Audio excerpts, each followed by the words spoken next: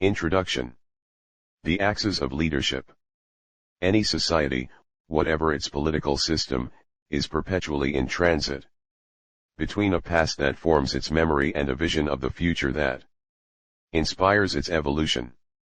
Along this route, leadership is indispensable. Decisions must be made, trust earned, promises kept, a way forward proposed. Within human institutions, states, religions, armies, companies, schools, leadership is needed to help people reach from where they are to where they have never been and, sometimes, can scarcely imagine going. Without leadership, institutions drift, and nations court growing irrelevance and, ultimately, disaster. Leaders think and act at the intersection of two axes, the first between the past and the future, the second between the abiding values and aspirations of those they lead. Their first challenge is analysis, which begins with a realistic assessment of their society based on its history, mores, and capacities. Then they must balance what they know, which is necessarily drawn from the past, with what they intuit about the future, which is inherently conjectural and uncertain. It is this intuitive grasp of direction that enables leaders to set objectives and lay down a strategy.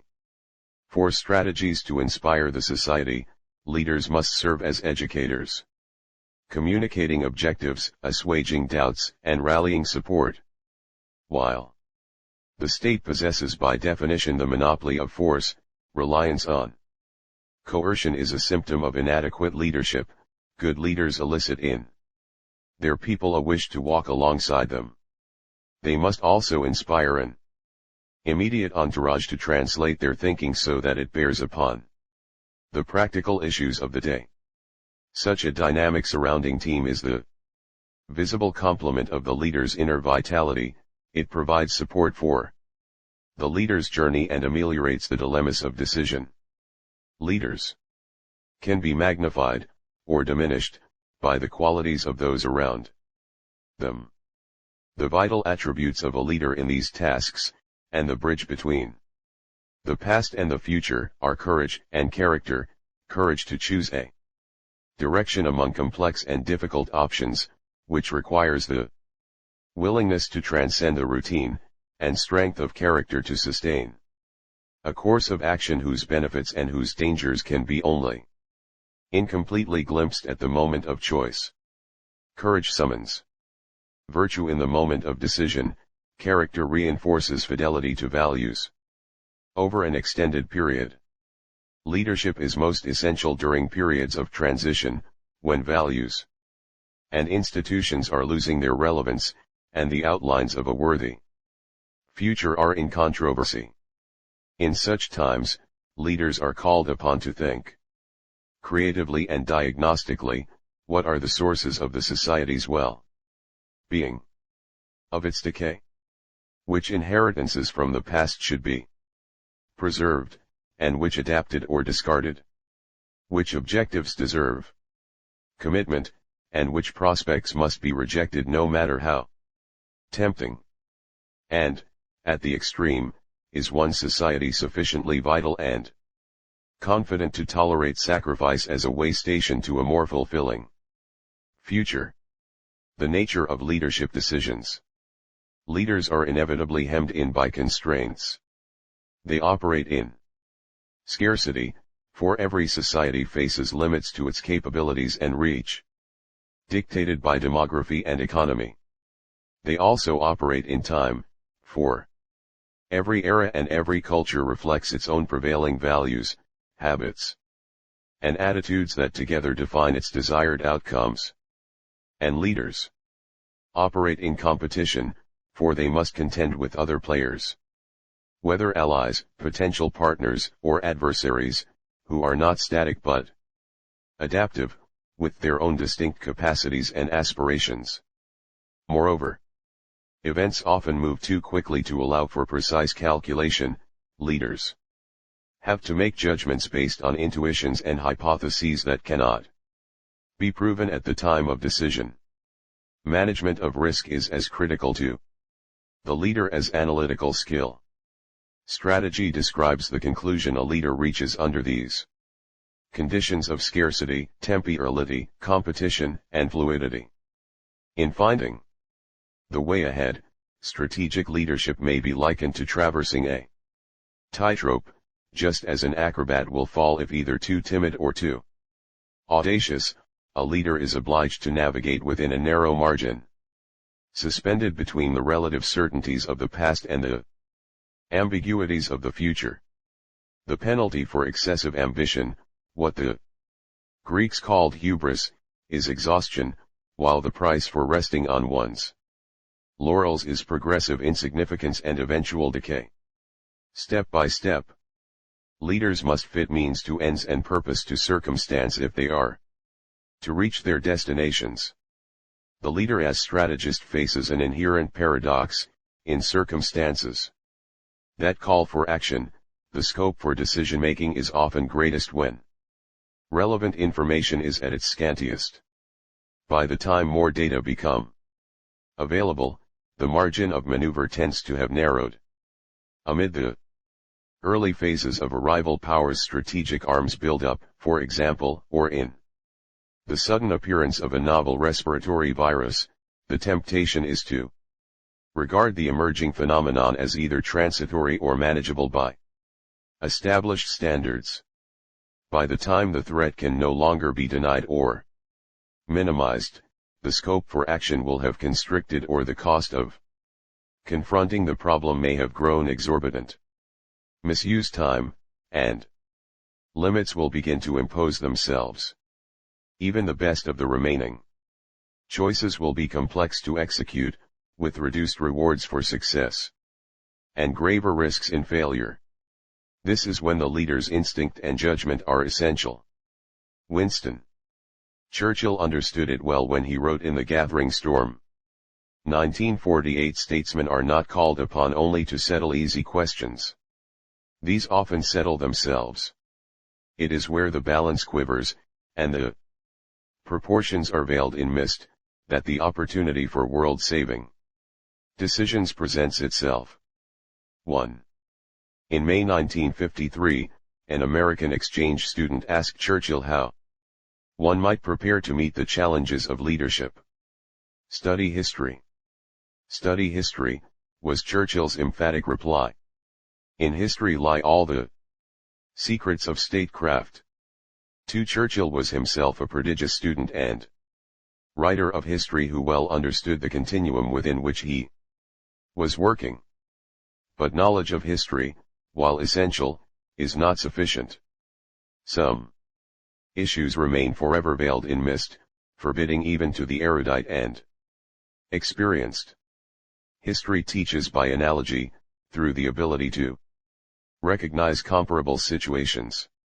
Its lessons, however, are in essence approximations which leaders are tested to recognize and are responsible for adapting to the circumstances of their own time. The early 20th century philosopher of history Oswald Spengler captured this task when he described the born leader as above all a valuer of men, situations, and things, with the ability to do the correct thing without knowing it. 3. Strategic leaders need also the qualities of the artist who senses how to sculpt the future using the materials available in the present. As Charles de Gaulle observed in his meditation on leadership, The Edge of the Sword, 1932, the artist does not renounce the use of his intelligence, which is, after all, the source of lessons, methods, and knowledge. Instead, the artist adds to these foundations a certain instinctive faculty which we call inspiration, which alone can provide the direct contact with nature from which the vital spark must leap for. Because of the complexity of reality, truth in history differs from truth in science. The scientist seeks verifiable results, the historically informed strategic leader strives to distill actionable insight from inherent ambiguity. Scientific experiments support or cast doubt on previous results, presenting scientists with the opportunity to modify their variables and repeat their trials. Strategists are usually permitted only one test, their decisions are typically irrevocable. The scientist thus learns truth experimentally or mathematically, the strategist reasons at least partly by analogy with the past, first establishing which events are comparable and which prior conclusions remain relevant. Even then, the strategist must choose analogies carefully, for no one can, in any real sense, experience the past, one can only imagine it as if by the moonlight of memory, in the phrase of the Dutch historian Johan Huizinga 5. Meaningful political choices rarely involve a single variable. Wise decisions require a composite of political, economic, geographical, technological and psychological insights, all informed by an instinct for history. Writing at the end of the 20th century, Isaiah Berlin described the impossibility of applying scientific thinking beyond its remit and, consequently, the enduring challenge of the strategist's craft. He held that the leader, like the novelist or landscape painter, must absorb life in all its dazzling complexity. What makes man foolish or wise, understanding or blind, as opposed to knowledgeable or learned or well-informed, is the perception of the unique flavors of each situation as it is, in its specific differences, of that in it wherein it differs from all other situations, that is, those aspects of it which make it insusceptible to scientific treatment. 6. Leaders in their context. It is the combination of character and circumstance which creates history, and the 6 leaders profiled in these pages, Konrad Adenauer, Charles de Gaulle, Richard Nixon, Anwar Sadat, Lee Kuan Yew and Margaret Thatcher, were all shaped by the circumstances of their dramatic historical period. They all then also became architects of the post-war evolution of their societies and the international order. I had the good fortune to encounter all 6 at the height of their influence and to work intimately with Richard Nixon. Inheriting a world whose certainties had been dissolved by war, they redefined national purposes, opened up new vistas and contributed a new structure to a world in transition. Each of the 6 leaders, in his or her way, passed through the fiery furnace of the Second 30 Years' War, that is, the series of destructive conflicts stretching from the beginning of the First World War in August 1914 to the end of the Second World War in September 1945. Like the first 30 Years' War, the second began in Europe but bled into the larger world. The first transformed Europe from a region where legitimacy was derived from religious faith and dynastic inheritance to an order based on the sovereign equality of secular states, and bent on spreading its precepts around the globe.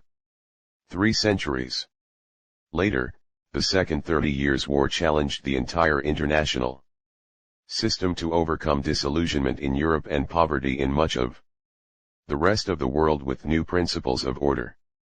Europe had entered the 20th century at the peak of its global influence, imbued with the conviction that its progress over the previous centuries was certain, if not destined, to be unending.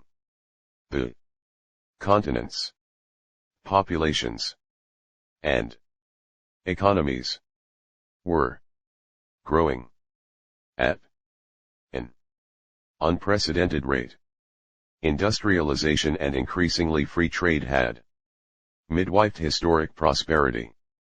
Democratic institutions existed in nearly every European country, dominant in Britain and France. They were underdeveloped but gaining in relevance in Imperial Germany and Austria, and incipient in pre-revolutionary Russia. The educated classes of early 20th century Europe shared with Lodovico Settembrini the liberal humanist in Thomas Mann's novel The Magic Mountain, the faith that things were taking a course favorable to civilization. 7. This utopian view reached its apotheosis in the English journalist Norman Angell's best-selling 1910 treatise The Great Illusion, which held that growing economic interdependence among the European powers had rendered war prohibitively expensive. Angell proclaimed man's irresistible drift away from conflict and towards cooperation. 8. This and many other comparable predictions would be exploded in short order, perhaps most notably Angell's claim that it was no longer possible for any government to order the extermination of a whole population, of the women and children, in the old biblical style. 9. The First World War exhausted treasuries, terminated dynasties and shattered lives. It was a catastrophe from which Europe has never fully recovered. By the signing of the Armistice Agreement on November 11, 1918, nearly 10 million soldiers and 7 million civilians had been killed. 10 of every 7 soldiers who had been mobilized, one never returned. 11 Two generations of the youth of Europe had been depleted, young men killed, young women left widowed or alone, countless children orphaned. While France and Britain emerged victorious, both were exhausted and politically fragile. Defeated Germany, shorn of its colonies and gravely indebted, oscillated between resentment of the victors and internal conflict among its competing political parties. The Austro-Hungarian and Ottoman empires both collapsed, while Russia experienced one of the most radical revolutions in history and now stood outside any international system. During the interwar years, democracies faltered, totalitarianism marched, and privation stalked the continent. The martial enthusiasms of 1914 having long since subsided, Europe greeted the outbreak of the Second World War in September 1939 with premonition tinged with resignation. And, this time, the world at large shared in Europe's suffering. From New York, the Anglo-American poet W. H. Auden would write, "Waves of anger and fear circulate over the bright and darkened lands of the earth, obsessing our private lives. The unmentionable odor of death offends the September night." 12. Auden's words proved prescient. The human toll exacted by the Second World War ran to no fewer than 60 million lives, primarily concentrated in the Soviet Union, China, Germany, and Poland. 13 By August 1945, from Cologne and Coventry to Nanjing and Nagasaki, cities had been reduced to rubble through shelling, aerial bombing, fire, and civil conflict. The shattered economies, widespread famine and exhausted populations left in the war's wake were daunted by the costly tasks of national reconstitution. Germany's national standing, almost its very legitimacy, had been obliterated by Adolf Hitler. In France, the Third Republic had collapsed under the impact of the Nazi assault of 1940 and was, by 1944, only just beginning its recovery from that moral void. Of the major European powers, Great Britain alone had preserved its pre-war political institutions, but it was effectively bankrupt and would soon have to deal with the progressive loss of its empire and persistent economic distress. On each of the 6 leaders profiled in this book, these upheavals left an indelible mark. The political career of Konrad Adenauer, born 1876, who served as mayor of Cologne from 1917 to 1933, would include the interwar conflict with France over the Rhineland as well as the rise of Hitler. During the Second World War, he was twice imprisoned by the Nazis.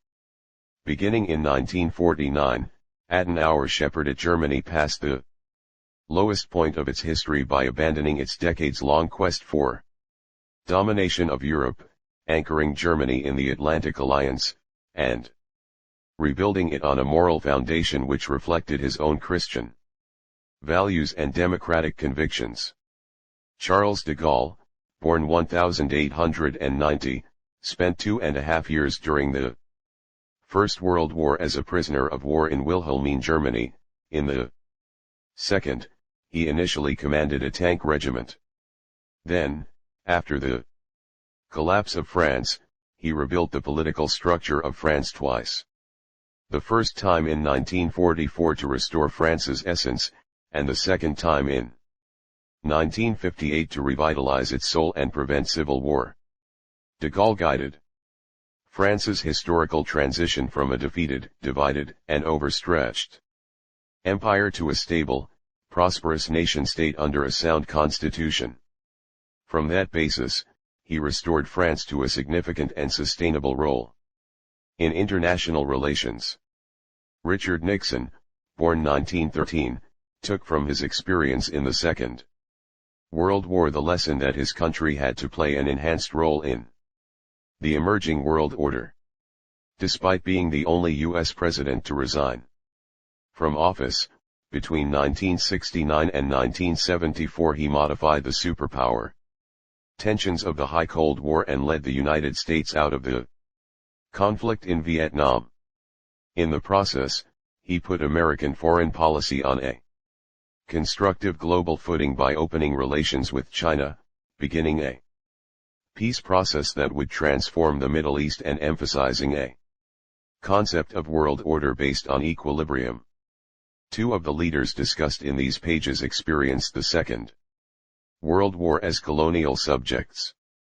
Anwar Sadat, born 1918, as an Egyptian army officer, was imprisoned for 2 years for attempting in 1942 to collaborate with German Field Marshal Erwin Rommel in expelling the British from Egypt, and then for 3 years, much of it in solitary confinement, after the assassination of the pro-British former Finance Minister Emin Osman. Long animated by revolutionary and pan-Arab convictions, Sadat was projected, in 1970, by the sudden death of Gamal Abdel Nasser into the presidency of an Egypt that had been shocked and demoralized by defeat in the 1967 war with Israel. Through an astute combination of military strategy and diplomacy, he then endeavored to restore Egypt's lost territories and self-confidence, while securing long elusive peace with Israel with a transcendent philosophy. Lee Kuan Yew, born 1923, narrowly escaped execution by the occupying Japanese in 1942. Lee shaped the evolution of an impoverished, multi-ethnic port city at the edge of the Pacific, surrounded by hostile neighbors. Under his tutelage, Singapore emerged as a secure, well-administered, and prosperous city-state with a shared national identity providing unity amid cultural diversity. Margaret Thatcher, born 1925, huddled with her family around the radio listening to Prime Minister Winston Churchill's wartime broadcasts during the Battle of Britain. In 1979, Thatcher inherited in Britain a former imperial power permeated by an air of weary resignation over the loss of its global reach and the decline of its international significance. She renewed her country through economic reform and a foreign policy that balanced boldness with prudence. From the Second 30 Years' War, all 6 leaders drew their own conclusions as to what had led the world astray, alongside a vivid appreciation of the indispensability of bold and aspirational political leadership. The historian Andrew Roberts reminds us that, although the most common understanding of leadership connotes inherent goodness, leadership is in fact completely morally neutral, as capable of leading mankind to the abyss as to the sunlit uplands. It is a protean force of terrifying power that we must strive to orient toward moral ends. 14. Epitomes of leadership, the statesman and the prophet. Most leaders are not visionary but managerial. In every society and at every level of responsibility, day-to-day stewards are needed to guide the institutions entrusted to their care. But during periods of crisis, whether of war, rapid technological change, jarring economic dislocation or ideological upheaval, management of the status quo may be the riskiest course of all. In fortunate societies, such times call forth transformational leaders. Their distinction can be categorized into two ideal types, the statesman and the prophet. 15. Far-sighted statesmen understand that they have a pair of essential tasks. The first is to preserve their society by manipulating circumstances rather than being overwhelmed by them. Such leaders will embrace change and progress, while ensuring that their society retains its basic sense of itself through the evolutions they encourage within it.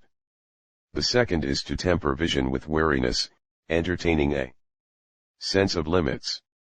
Such leaders assume responsibility not only for the best, but also for the worst outcomes. They tend to be conscious of the many great hopes that have failed, the countless good intentions that could not be realized, the stubborn persistence in human affairs of selfishness and power hunger and violence. In that definition of leadership, statesmen are inclined to erect hedges against the possibility that even the most well-made plans might prove abortive, or that the most eloquent formulation might hide ulterior motives. They tend to be suspicious of those who personalize policy, for history teaches the fragility of structures dependent largely on single personalities. Ambitious but not revolutionary, they work within what they perceive as the grain of history, moving their societies forward while viewing their political institutions and fundamental values as an inheritance to be transmitted to future generations, albeit with modifications that sustain their essence. Wise leaders in the statesman mode will recognize when novel circumstances require existing institutions and values to be transcended. But they understand that, for their societies to thrive, they will have to ensure that change does not go beyond what it can sustain. Such statesmen include the 17th century leaders who fashioned the Westphalian state system as well as 19th century European leaders such as Palmerston, Gladstone, Disraeli and Bismarck. In the 20th century, Theodore and Franklin Roosevelt, Mustafa Kemal Ataturk and Jawaharlal Nehru were all leaders in the statesman mode. The second type of leader, that of the visionary, or prophet, treats prevailing institutions less from the perspective of the possible than from a vision of the imperative. Prophetic leaders invoke their transcendent visions as proof of their righteousness. Craving an empty canvas on which to lay down their designs, they take as a principal task the erasure of the past, its treasures along with its snares. The virtue of prophets is that they redefine what appears possible. They are the unreasonable man to whom George Bernard Shaw credited all progress. Believing in ultimate solutions, prophetic leaders tend to distrust gradualism as an unnecessary concession to time and circumstance. Their goal is to transcend, rather than manage, the status quo. Akhenaten, Joan of Arc, Robespierre, Lenin, and Gandhi are among the prophetic leaders of history. The dividing line between the two modes may appear absolute, but it is hardly impermeable. Leaders can pass from one mode to the other, or borrow from one while largely inhabiting the ways of the other. Churchill in his wilderness years and de Gaulle as leader of the Free French belonged, for these phases of their lives, in the prophetic category, as did Sadat after 1973. In practice, each of the 6 leaders profiled in this book managed a synthesis of the two tendencies, though with a tilt toward the statesman-like. For the ancients, an optimal blend of the two styles was exemplified. In the leadership of Themistocles, the Athenian leader who saved the Greek city-states from being absorbed by the Persian Empire, Thucydides described Themistocles as being at once the best judge in those sudden crises which admit of little or no deliberation, and the best prophet of the future, even to its most distant possibilities. 16. The encounter between the two modes is often inconclusive and frustrating, resulting from their distinctive measures of success. The test of statesmen is the durability of political structures under stress, while prophets gauge their achievements against absolute standards. If the statesman assesses possible courses of action on the basis of their utility, rather than their truth, the prophet regards this approach as sacrilege, a triumph of expediency over universal principle. To the statesman, negotiation is a mechanism of stability. To the prophet, it can be a means of converting or demoralizing opponents. And if, to the statesman, preservation of the international order transcends any dispute within it, prophets are guided by their objective and willing to overturn the existing order. Both modes of leadership have been transformational, especially in periods of crisis, though the prophetic style, representative of moments of exaltation, will usually involve greater dislocation and suffering. Each approach also has its nemesis. The statesman's is that equilibrium, though it may be the condition of stability and of long-term progress, does not supply its own momentum. For the prophet, the risk is that an ecstatic mood may submerge humanity in the vastness of a vision and reduce the individual to an object.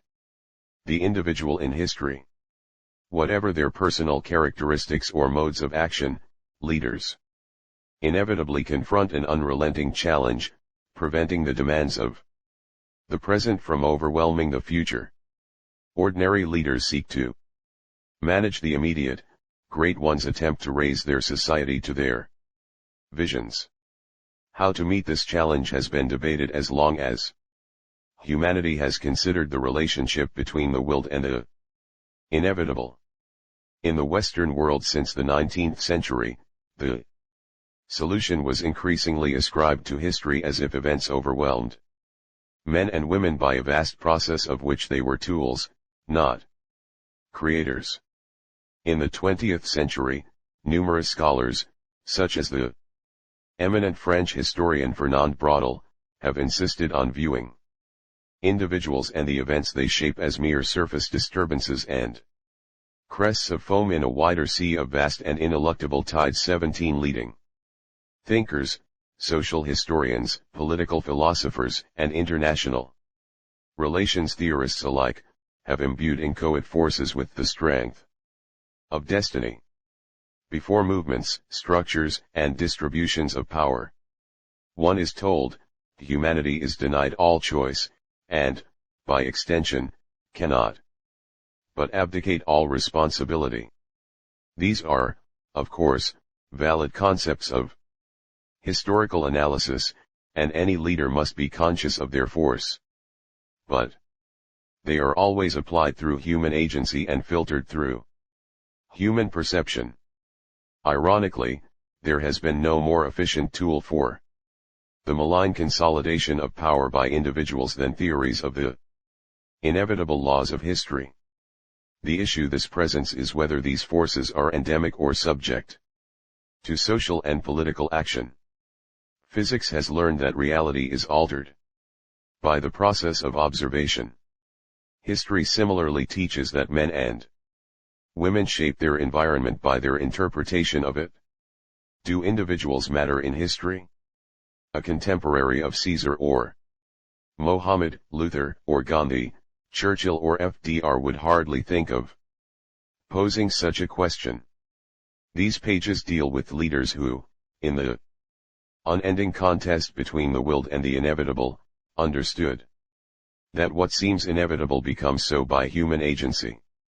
They mattered because they transcended the circumstances they inherited, and thereby carried their societies to the frontiers of the possible. 1. Konrad Adenauer, The Strategy of Humility. The Necessity of Renewal. In January 1943, at the Casablanca Conference, the Allies proclaimed that they would accept nothing less than the unconditional surrender of the Axis powers. U.S. President Franklin Delano Roosevelt, who was the driving force behind the announcement, sought to deprive any successor government to Hitler of the ability to claim that it had been deluded into surrender by unfulfilled promises. Germany's complete military defeat, together with its total loss of moral and international legitimacy, led inexorably to the progressive disintegration of the German civil structure. I observed this process as part of the 84th Infantry Division of the U.S. Army as it moved from the German border near the industrial Ruhr territory to the Elbe River near Magdeburg, just 100 miles away from the then raging Battle of Berlin. As the division was crossing the German border, I was transferred to a unit responsible for security and prevention of the guerrilla activity that Hitler had ordered. For a person like me, whose family had fled the small Bavarian city of Fürth 6 years earlier to escape racial persecution, no greater contrast with the Germany of my youth could have been imagined. Then, Hitler had just annexed Austria and was in the process of dismembering Czechoslovakia. The dominant attitude of the German people verged on the overbearing. Now, white sheets hung from many windows to signify the surrender of the population. The Germans, who a few years earlier had celebrated the prospect of dominating Europe from the English Channel to the Volga River, were cowed and bewildered.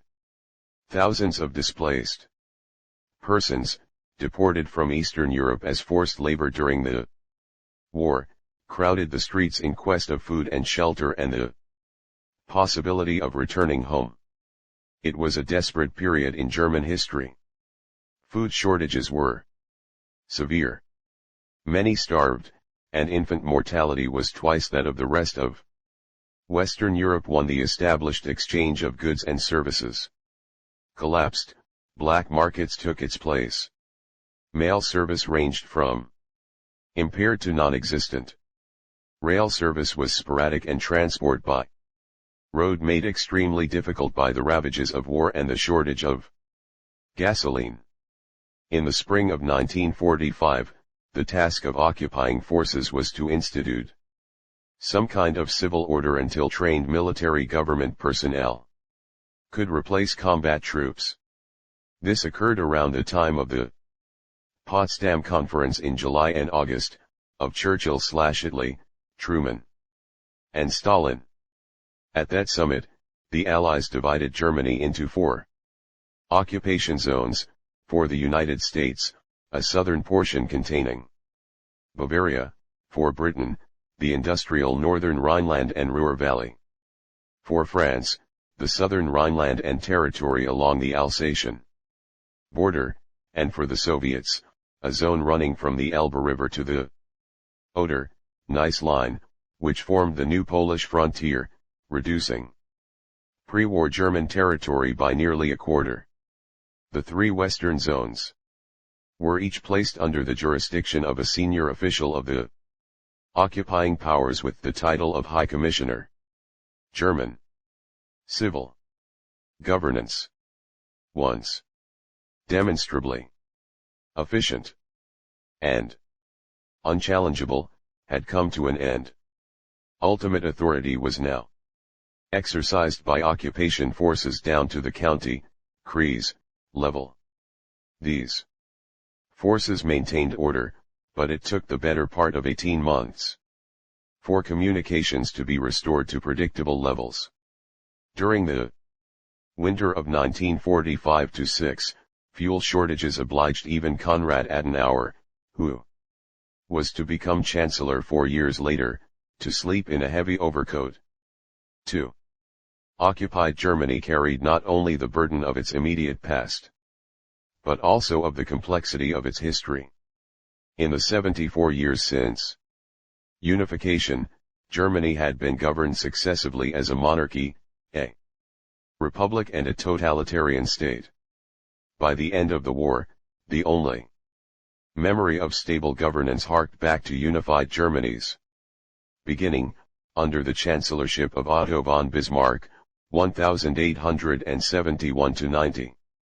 From then until the outbreak of the First World War in 1914, the German Empire was hounded by what Bismarck would call the nightmare of hostile external coalitions provoked into existence by Germany's military potential and intransigent rhetoric. Because unified, Germany was stronger than any of the many states surrounding it and more populous than any save Russia, its growing, and potentially dominant power turned into the permanent security challenge of Europe. After the First World War, the newly established Weimar Republic was impoverished by inflation and economic crises and considered itself abused by the punitive provisions included in the post-war Treaty of Versailles. Under Hitler after 1933, Germany sought to impose its totalitarianism on all of Europe. In short, throughout the first half of the 20th century, United Germany had been by turns either too strong or too weak for the peace of Europe.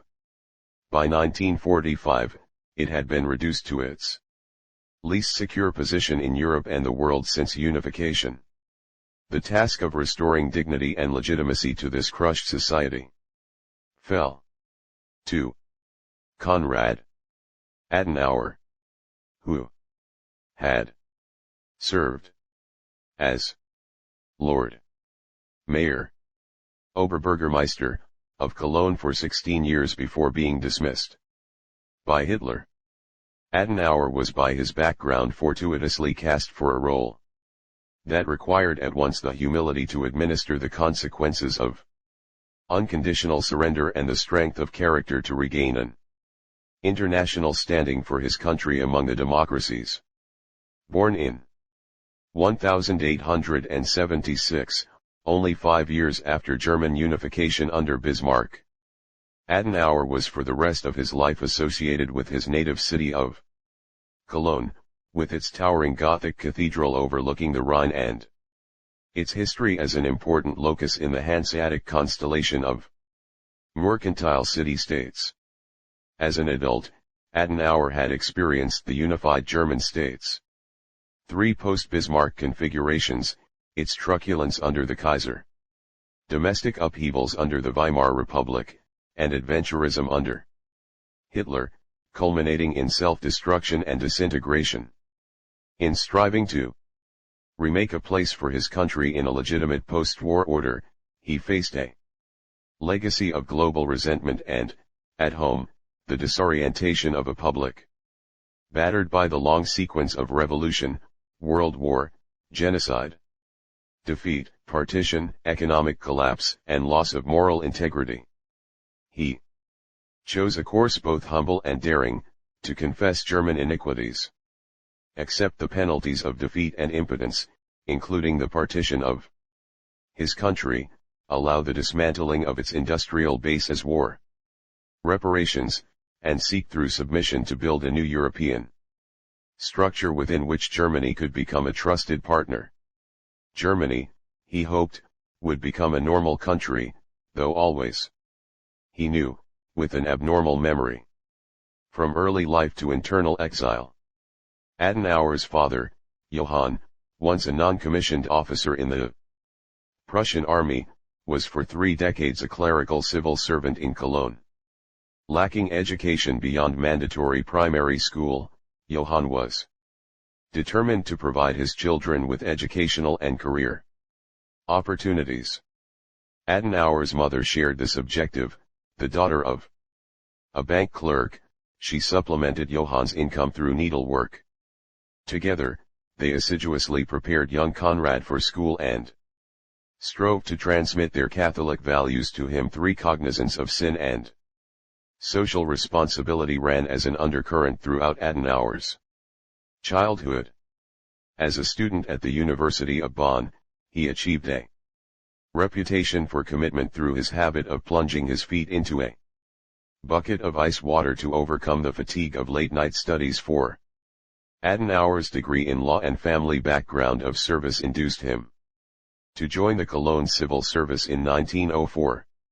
He was given the title of Beigeordneter, or assistant mayor, with particular responsibility for taxation.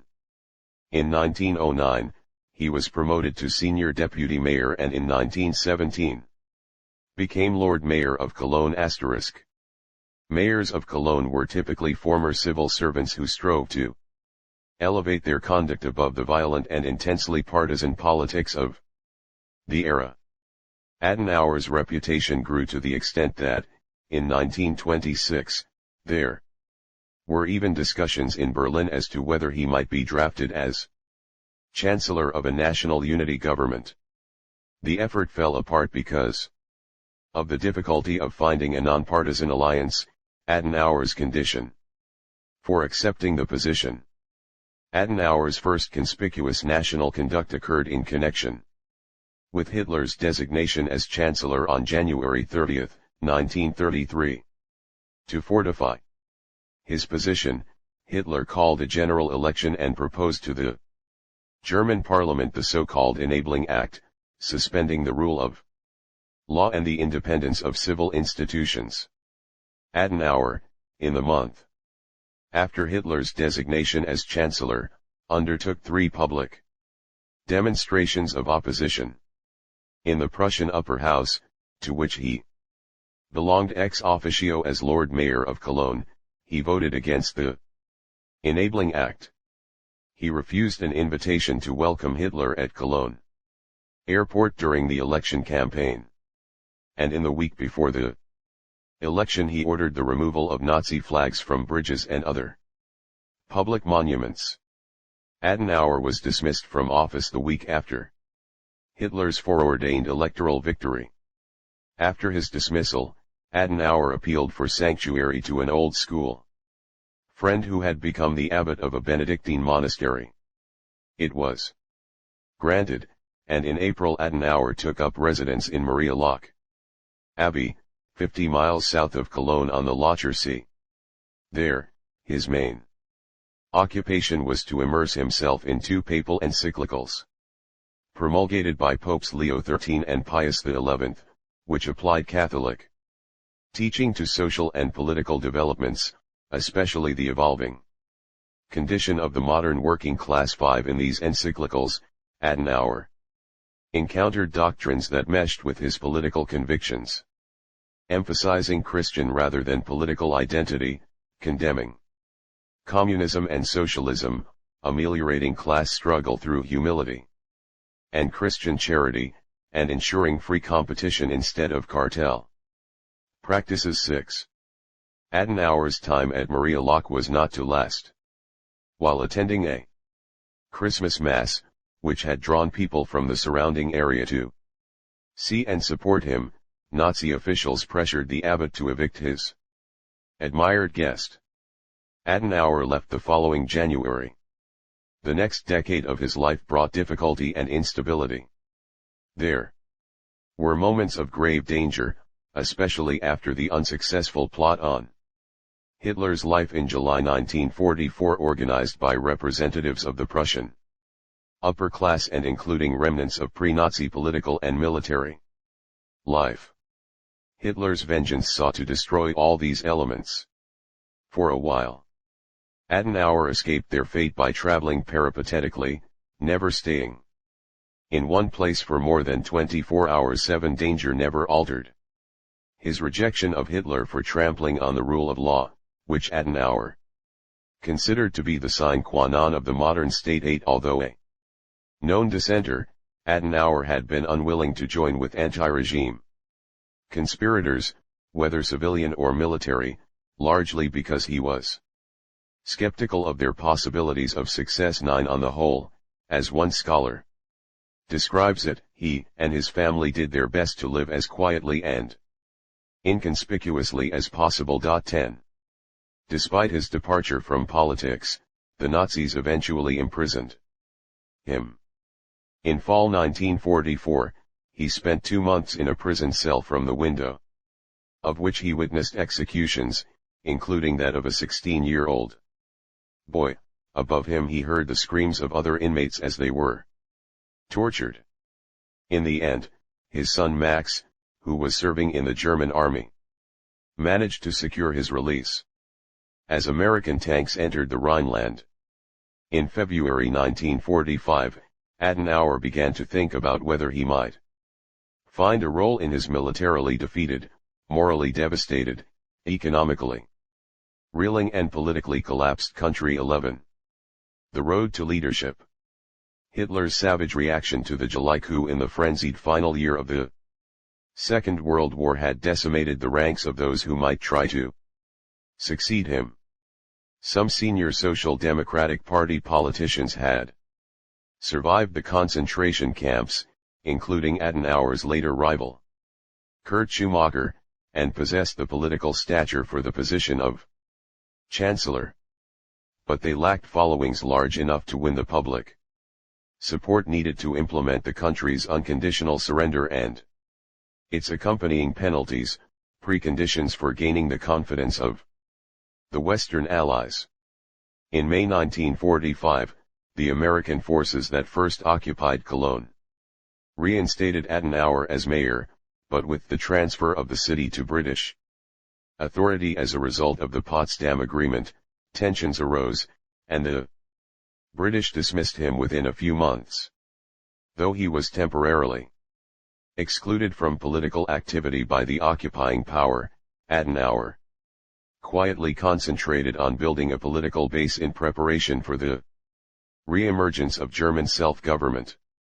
In December 1945, Adenauer attended a meeting to form a new party, influenced by both Catholic and Protestant Christianity.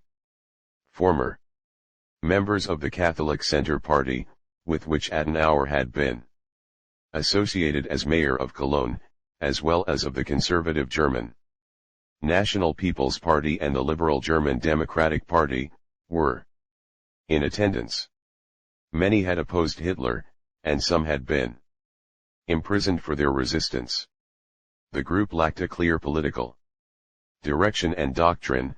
Indeed, the tone of discussions at this initial meeting was more socialist than classically liberal. In part because of Adenauer's objections, the question of first principles was put aside, and the group simply settled on its name, the Christian Democratic Union. 12. The following month, Adenauer helped to imbue the CDU with its political philosophy as the party of democracy, social conservatism and European integration, rejecting Germany's recent past as well as totalitarianism in any form. At a January 1946 Congress of the CDU's important members in the British occupation zone in Hereford, Westphalia, Adenauer elaborated on these principles and consolidated his leadership of the nascent party. Adenauer's first public speech after the end of the war on March 26, 1946, was a preview of his subsequent political leadership. Criticizing Germany's conduct under Hitler, Adenauer asked an audience of thousands in the severely damaged main hall of the University of Cologne how it was possible that the Nazis had come to power. They had then committed great crimes, he said, and the Germans could find their way toward a better future only by coming to terms with their past. 13. Such an effort would be necessary for their country's revival. From this perspective, Germany's attitude after the Second World War needed to be the opposite of its reaction to the First. Instead of indulging in self-pitying nationalism once again, Germany should seek its future within a unifying Europe. Adenauer was proclaiming a strategy of humility. Tall and seemingly imperturbable, Adenauer tended to speak tersely. Though mitigated by the lilting tones of the Rhineland, more conciliatory than Prussian speech, in which, according to Mark Twain, sentences march across conversations like military formations. The Rhineland had had an autonomous history until it was acquired by Prussia in 1814-15. At the same time, he exuded vitality and self-assurance. His style was the antithesis of the blaring charismatic quality of the Hitler era and aspired to the serene authority of the pre-First World War generation, which had operated while governed by restraint and shared values. All of these qualities, together with the standing he had acquired by a decade of ostentatious aloofness from Hitler, made Adenauer the most obvious candidate to lead the new Democratic Party. But he was not above practical maneuvers to achieve his end. The first CDU meeting was set up with one chair positioned at the head of the table.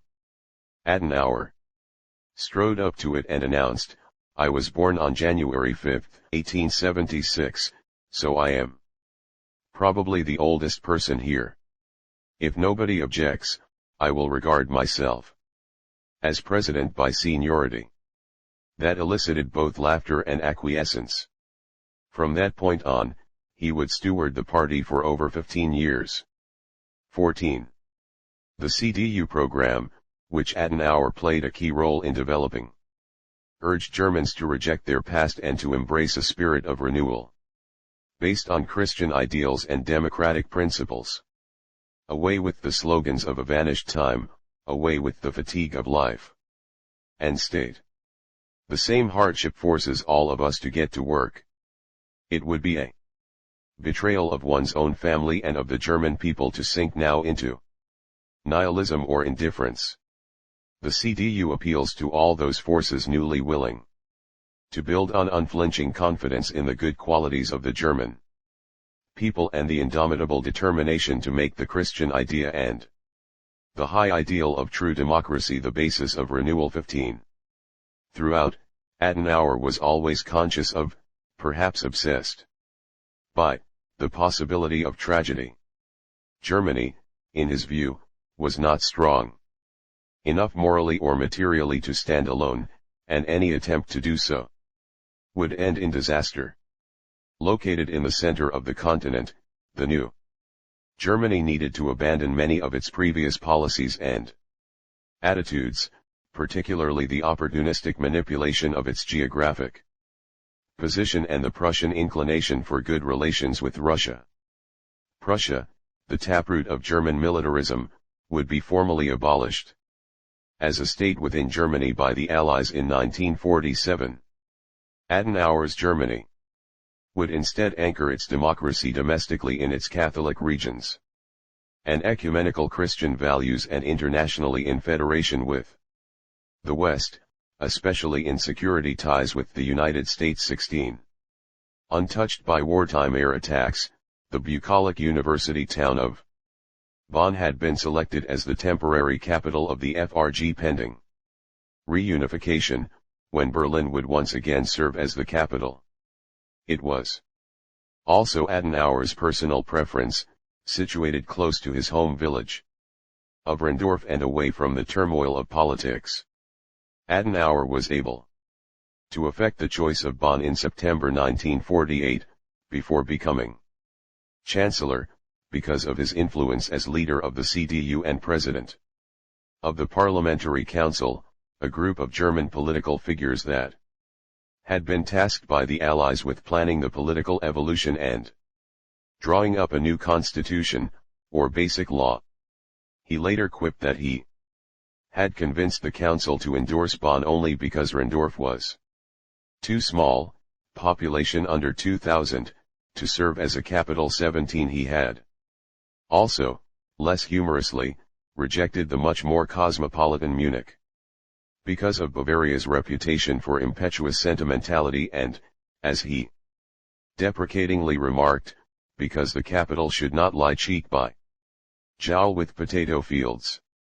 Adenauer also disdained major cities such as Frankfurt, site of a short-lived parliament in 1848, where democracy's prospects might be distorted by public demonstrations and riots.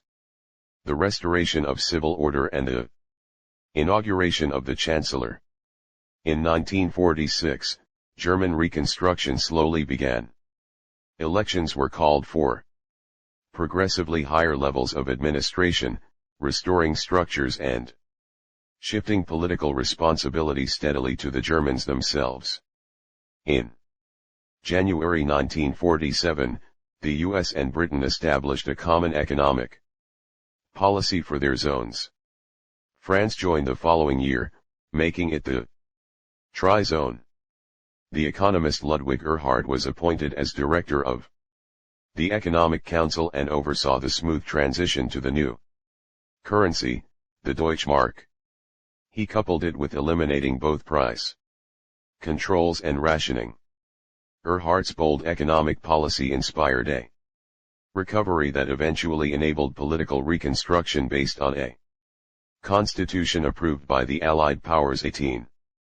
On May 23, 1949, 4 years after unconditional surrender, the new German constitution, the Basic Law, took effect, and the Federal Republic was formally established, comprising the three Western zones. The German Democratic Republic, replacing the Soviet occupation zone, would be formally constituted several months later. The partition of Germany now mirrored the dividing lines in Europe. The process culminated in an election for a parliament, the Bundestag, in August. On September 15, the Bundestag voted for a chancellor who, by the constitution, required an absolute majority and who could only be removed by an absolute majority vote for a named successor, a stabilizing measure. Although Adenauer was elected by a margin of only one vote, presumably his own, in this parliament of a rump state, he managed to win 4 consecutive elections, serving for 14 years. Germany's sovereignty, however, remained severely constrained. The Allies, who exercised paramount authority over occupied West Germany, through their respective high commissioners, officially averred that the German people would enjoy self-government to the maximum possible degree. But they identified a set of issues, ranging from foreign affairs to the use of funds, food, and other supplies, over which the three high commissioners and other occupation authorities would have final say. 19. The Occupation Statute, from which the quotations above are drawn and which was enacted 2 weeks prior to the Federal Republic's establishment in May, stood above the Basic Law. A related document, the Ruhr Statute, established Allied control over the eponymous industrial center and laid out criteria for the dismantling of German industry for reparations. 20. Another industrial base, the Saar Valley, was however given a special autonomous status at a comparatively early stage. The tension between maintaining Allied authority and restoring German self-government was especially evident on September 21, 1949, when the three high commissioners gathered in Bonn to welcome Adenauer as the new Chancellor of the Federal Republic and the first legitimate successor to Hitler. Adenauer had affirmed before the ceremony that he would not challenge the partition of Germany and the impairment of its sovereignty by the various statutes imposed by the Allies as a price for unconditional surrender. But he used the occasion of inauguration to demonstrate that he would do so with dignity and self-respect. Beyond the border of the red carpet where the high commissioners had assembled, a place had been set aside for him.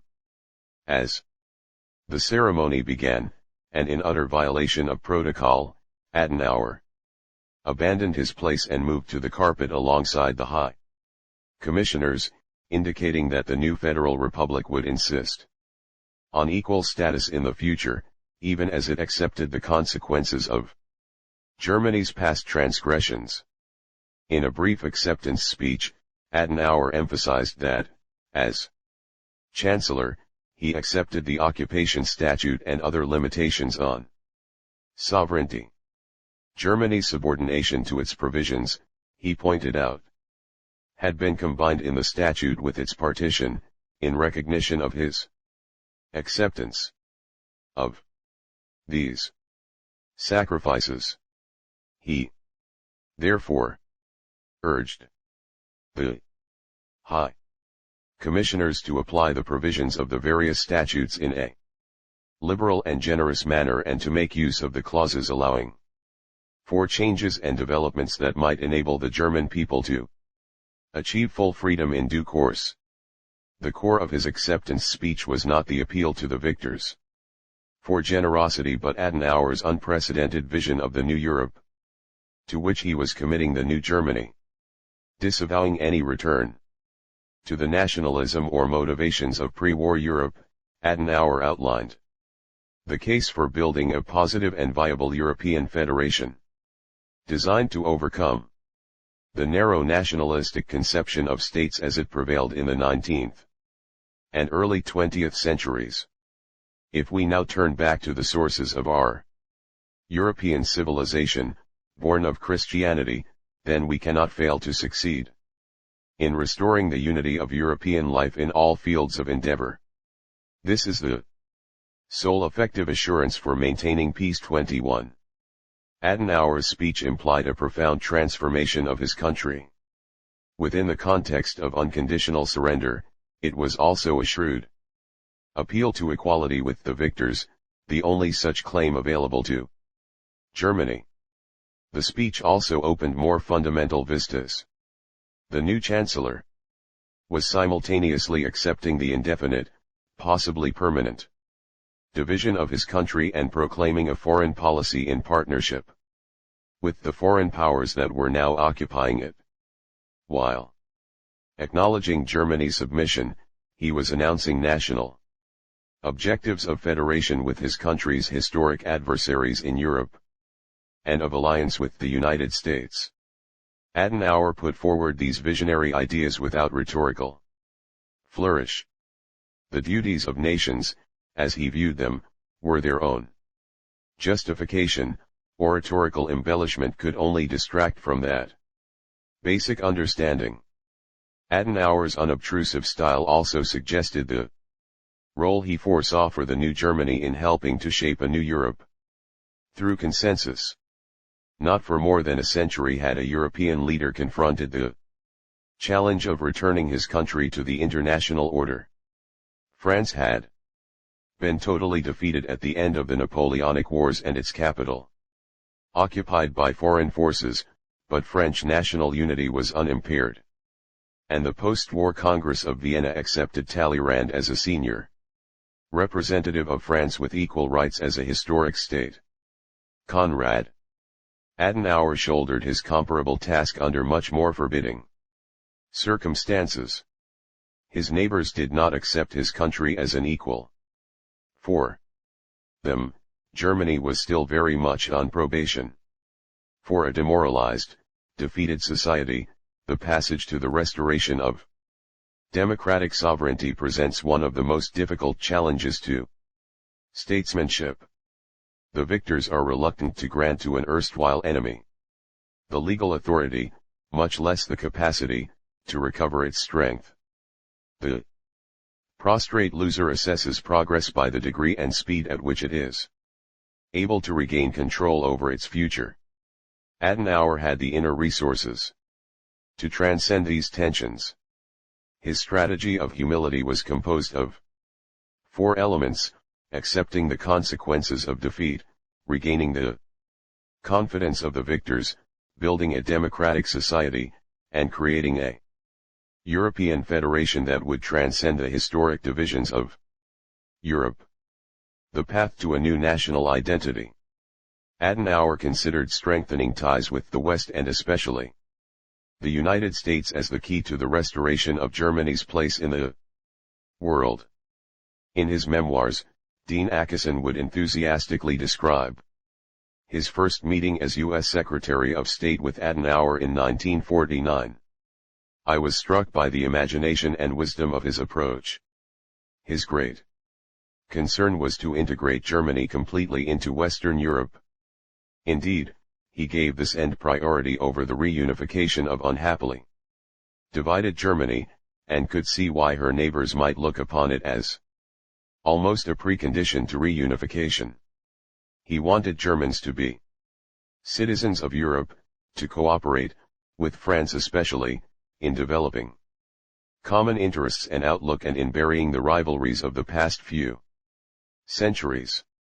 They must lead in the rebirth of Europe. 22. The United States was instrumental in supporting these goals with an economic revival plan. On June 5, 1947, General George C. Marshall, Atchison's predecessor as Secretary of State and formerly Army Chief of Staff, had articulated it at Harvard University. Our policy is directed not against any country or doctrine but against hunger, poverty, desperation, and chaos. Its purpose should be the revival of a working economy in the world so as to permit the emergence of political and social conditions in which free institutions can exist. 23. Adenauer took the Marshall speech and subsequent formal plan as reason to acquiesce to the 1949 Ruhr Agreement, one of the other means by which the Allies retained control over German industry. He interpreted the Marshall Plan as a break on exactions from Germany, but more crucially as a first step toward the federalization of Europe. If the Ruhr Statute is used as an instrument to hold down the German economy, the Marshall Plan is nonsense. If, however, the Ruhr Statute is used as an instrument in the German and the European interest, if it means the beginning of a new economic order in Western Europe, then it can become a promising starting point for European cooperation. 24. It was ironic that the German Social Democratic Party, SPD, under the leadership of Kurt Schumacher, now emerged as Adenauer's principal domestic opponent. The SPD had a history of deep commitment to democracy, dating back to the creation of the German state, but during the imperial period it had been isolated from the leadership groups since, as a Marxist party, it had not been considered reliably nationalist. Its current leader, Schumacher, in ill health as a result of over a decade of imprisonment under Hitler, convinced himself that his party would never win a post-war election unless it established itself as national in its purpose. He therefore opposed Adenauer's strategy of restoration by submission. As a people we have to make German policy, which means a policy which is not determined by a foreign will, but which is the product of the will of our people. 25. A kind of populism became Schumacher's insistent demand. However understandable in terms of SPD history, it was incompatible with unconditional surrender or with Europe's experience of Germany under Hitler. Adenauer shared the SPD's democratic principles, but there was also a strategic rationale for his embrace of democracy. He was determined to turn submission into a virtue, and he saw that a temporary inequality of conditions was the precondition to equality of status. During parliamentary debates in November 1949, he emphasized this by shouting, which was highly unusual for him, "Who do you think lost the war?" 26. Submission was the only way forward. The Allies have told me that the dismantling of factories would be stopped only if I satisfy the Allied desire for security, he explained before Riley asking, "Does the Socialist Party want dismantling to go on to the bitter end?" 27. Another basic Adenauer objective was reconciliation with France.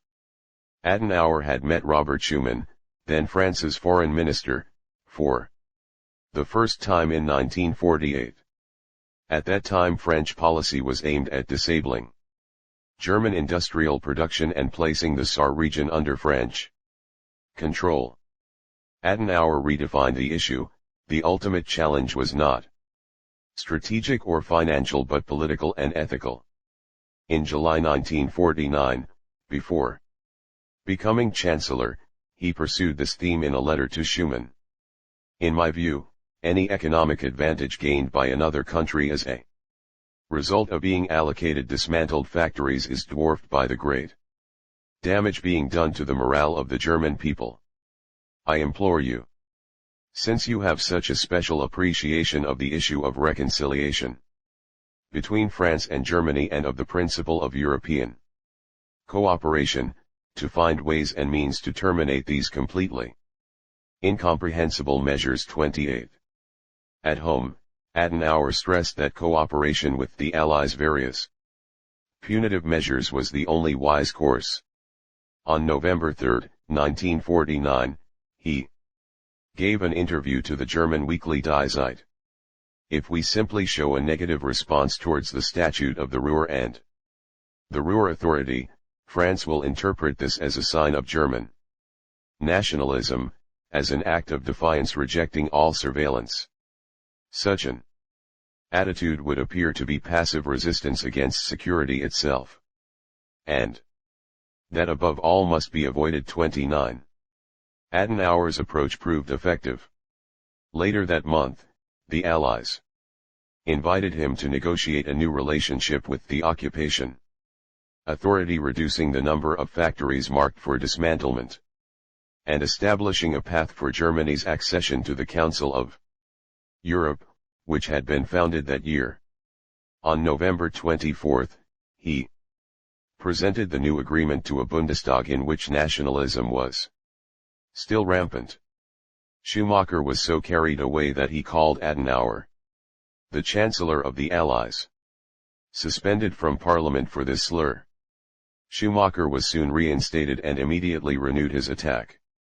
30. In reply, Adenauer stressed that humility was the road to equality. I believe that in everything we do, we must be clear that we, as a result of total collapse, are without power. One must be clear that in the negotiations, which we Germans must conduct with the Allies in order to come progressively into ever greater possession of power, the psychological moment plays a very large role. One cannot demand and expect trust from the outset. We cannot and must not assume that with the others there has occurred suddenly a complete change in mood toward Germany, but that instead trust can only be recovered slowly, bit by bit. 31. Adenauer's approach was more warmly received by Germany's neighbors than by his domestic critics. In March 1950, the Council of Europe invited the Federal Republic to join it, albeit only as an associate member. In a memorandum to his cabinet, Adenauer urged accession despite the discriminatory status. It is as yet the only way. I must warn against saddling Germany with the odium of having brought the European negotiations to nothing. 32. 3 months later, Robert Schuman, eager to tie Germany to France, put forward a plan to supersede and replace the Ruhr Authority. Published on May 9, 1950, the Schuman Plan would lead to the creation of a European Coal and Steel Community, ECSC, superficially a common market for these commodities, but whose essential goal was political. With such an agreement, Schuman declared, war between France and Germany becomes not merely unthinkable, but materially impossible. 33. At a press conference, Adenauer endorsed the plan in similar terms, saying it had created the genuine foundation for the elimination of all future conflict between France and Germany. 34. In a meeting with Jean Monnet, Commissioner General of the French National Planning Commission and later First President, 1952-5, of the ECSC High Authority, Adenauer reinforced Schuman's point: the various governments involved should not be so much concerned with their technical responsibilities as with their moral responsibility in the face of the great hopes that this proposal has aroused. 35. In a letter to Schuman on May 23, 1950, Adenauer again emphasized the non-material objectives. In fact, we will succeed only if we do not let our Work be guided solely by technical and economic considerations, but put it on an ethical basis. 36. The Schuman Plan accelerated German entry into a unifying Europe. As Adenauer put it in a February 1951 speech in Bonn, the Schuman Plan serves the goal of building a unified Europe. For that reason, from the very beginning we have taken up the idea that animates the Schuman Plan with approval. We have stayed true to this idea even though sometimes things have been extremely difficult for us. 37. The ECSC Charter was initialed on March 19, 1951. The following January, the Bundestag ratified it by a vote of 378 to 143. 38. The Bundesrat, the upper house representing the 10 states of the Federal Republic, demonstrated lingering German national sentiment by calling on Adenauer to ensure that the Allied High Commission abolished all the restraints on iron and steel production in Germany and that West Berlin was expressly included in the territory covered by the ECSC. 39. In the event, West Berlin was specifically included in ECSC territory, and German steel and coal production increased under the auspices of the new community. What is more, as Schuman had proposed, the ECSC officially replaced the unpopular, at least in Germany, Ruhr Authority. In only 2 years after becoming Chancellor, Adenauer had achieved Germany's participation in European integration, and he had done so by a policy which strove to overcome Germany's past. His motivation was undoubtedly partly tactical and national as well as ethical. But tactics had been merged with strategy, and his strategy was being transformed into history. The Soviet challenge and rearmament. The Soviet Union considered the rebuilding of the West German economy and the progressive establishment of German political institutions as a direct challenge. The communist threat began to eclipse the Western democracy's fear of a resurgent Germany when, in June 1948, the Soviet Union blockaded the access routes to Berlin from the surrounding Soviet occupation zone. This was a challenge to the four-power arrangement for the governance of Berlin, which had been established at the Potsdam Summit in 1945. In the end, the U.S. airlift to West Berlin overcame Soviet blackmail. America made clear that it would not permit the collapse of Berlin and would resort to military escalation to open the access routes if necessary. In May 1949, Stalin called off the blockade. On October 7, 1949, the Soviet Union turned its occupation zone into a sovereign, though satellite, state, sealing the partition of Germany. In this process of escalating commitment, the United States and its allies established what grew into a pillar of American policy, the North Atlantic Treaty Organization. In what amounted to a unilateral American guarantee of its territory, the Federal Republic was put under the protection of NATO in 1949, although it still remained unarmed and was not technically a member of the organization. But 1 year later, in 1950, the North Korean invasion of South Korea persuaded the Allies that they were facing an overriding communist challenge. President Truman, responding to European pleas, appointed General Dwight D. Eisenhower as Supreme Allied Commander of NATO.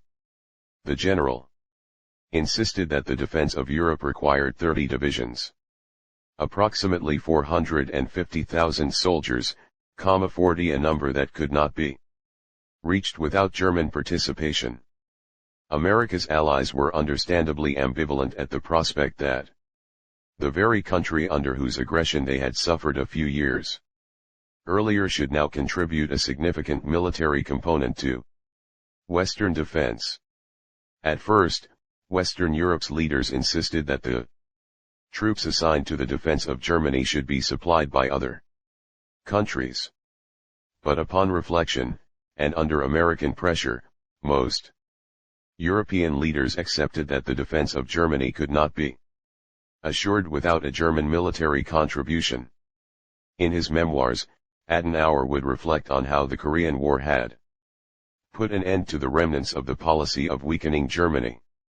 It was in the interest of the United States that Germany should become strong once more.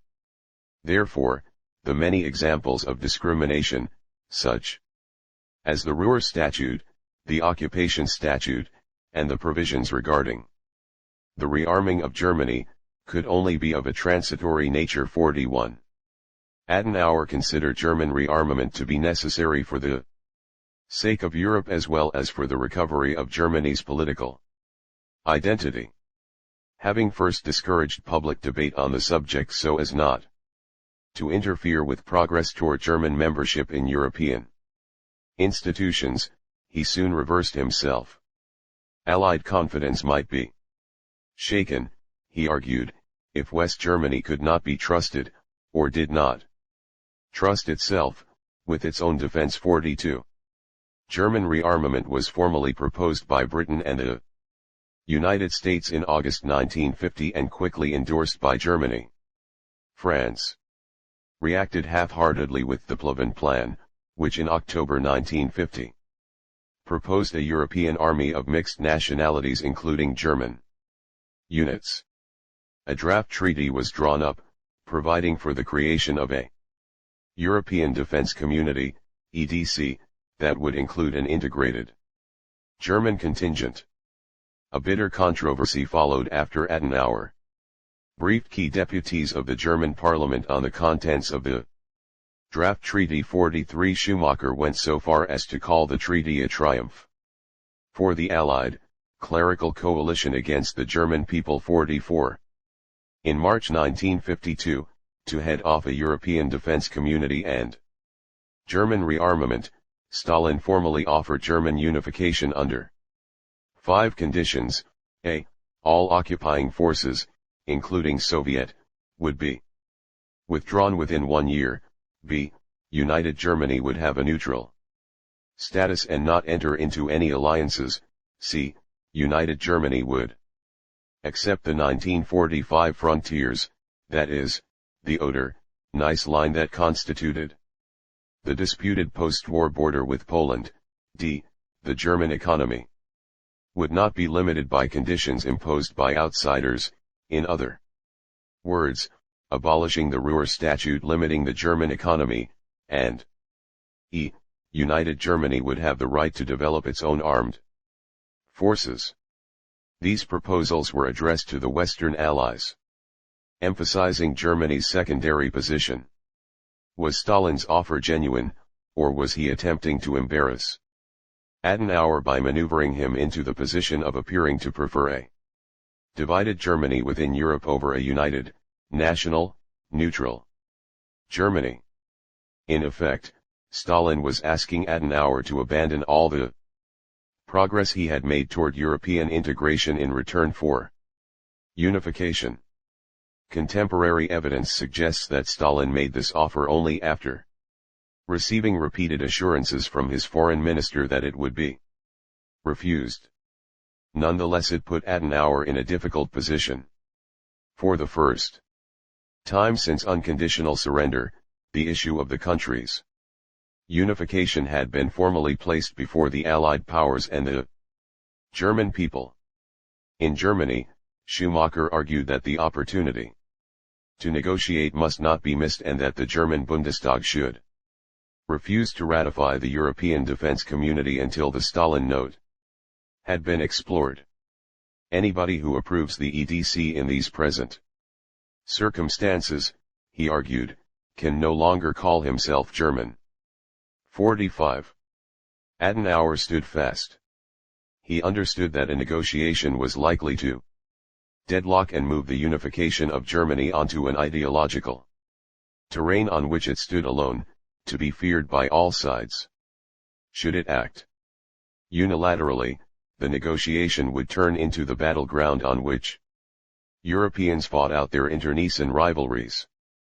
To avoid such choices, Adenauer evaded taking a public position on the Stalin offer by postponing discussion of it until the concept of free elections had been accepted by all the occupying countries and built into the constitution of a unifying Germany.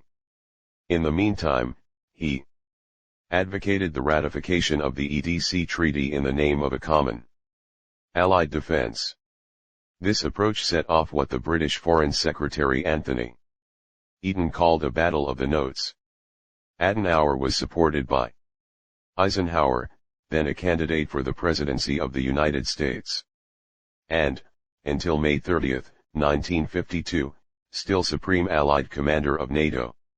More concerned by the prospect of a neutral Germany than by Soviet pressure, Britain and France acceded to Adenauer's gambit. The consensus was expressed in Allied notes sent to the Kremlin on March 25 and May 13, which demanded free elections in both West and East Germany as a prelude to unification. The Soviet response on May 24 asserted that the Allied notes had stalled any possibility of German reunification for an indefinite period. 46. With renewed urgency to demonstrate the potential of the European project, now that it had come at the apparent expense of German unification, on May 26, 1952, Adenauer signed the contractual agreements on the European Defense Community *, but many in France remained unwilling to reconcile themselves to sharing an army with a nation with which their country had fought wars in every generation since the 16th century, which had devastated part of their country in the First World War and occupied all of it in the Second. 2 years after the agreement, on August 30, 1954, the French National Assembly refused to ratify the EDC, while also discarding the Pleven Plan.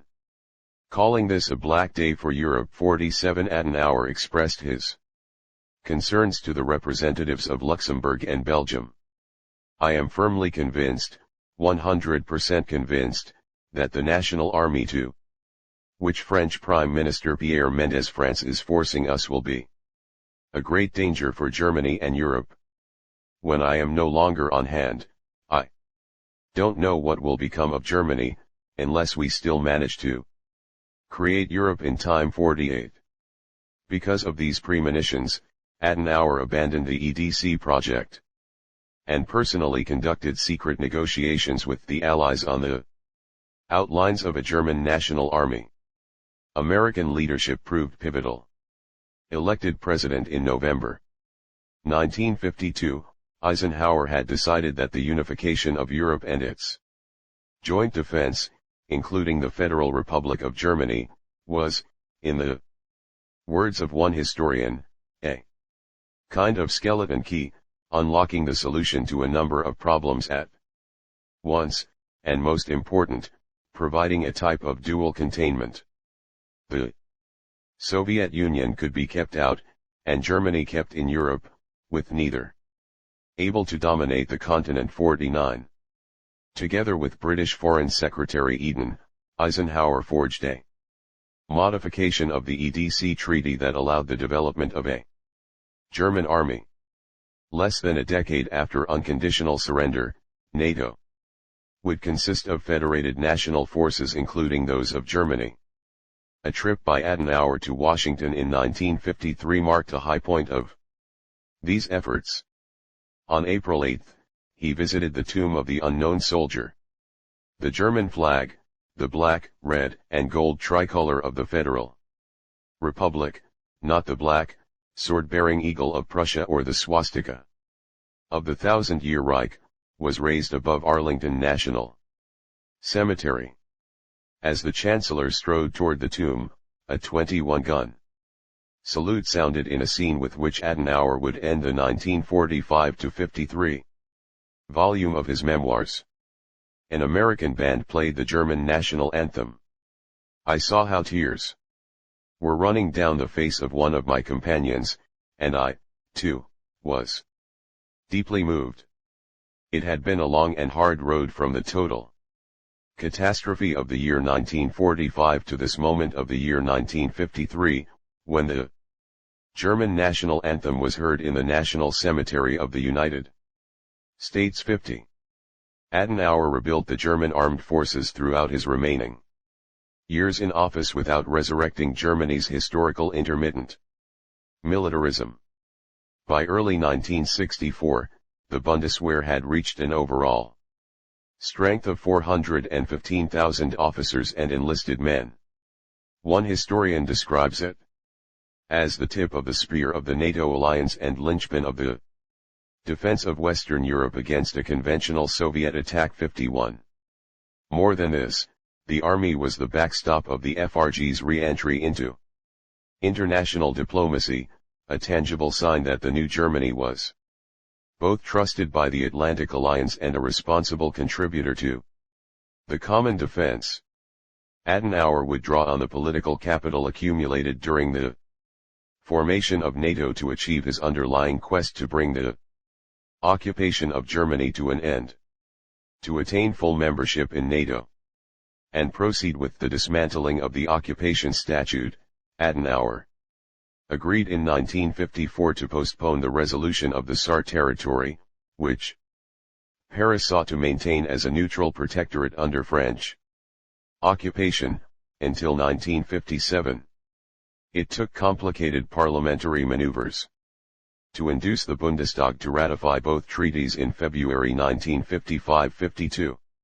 When the treaties took effect on May 5, 1955, the Federal Republic became a sovereign state once more. Whereas, 6 years earlier, Adenauer's election had been ratified by the Allied High Commissioners.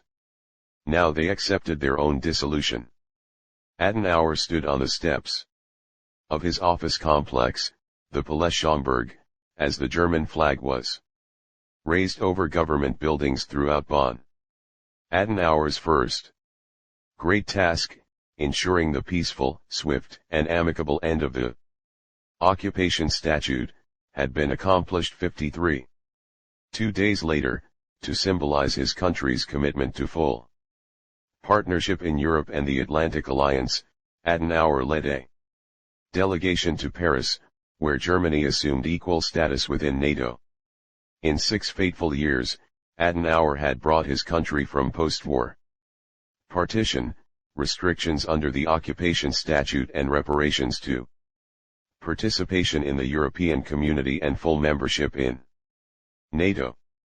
The strategy of humility had achieved its goal of equality in a new structure for Europe that Adenauer's inauguration had signified.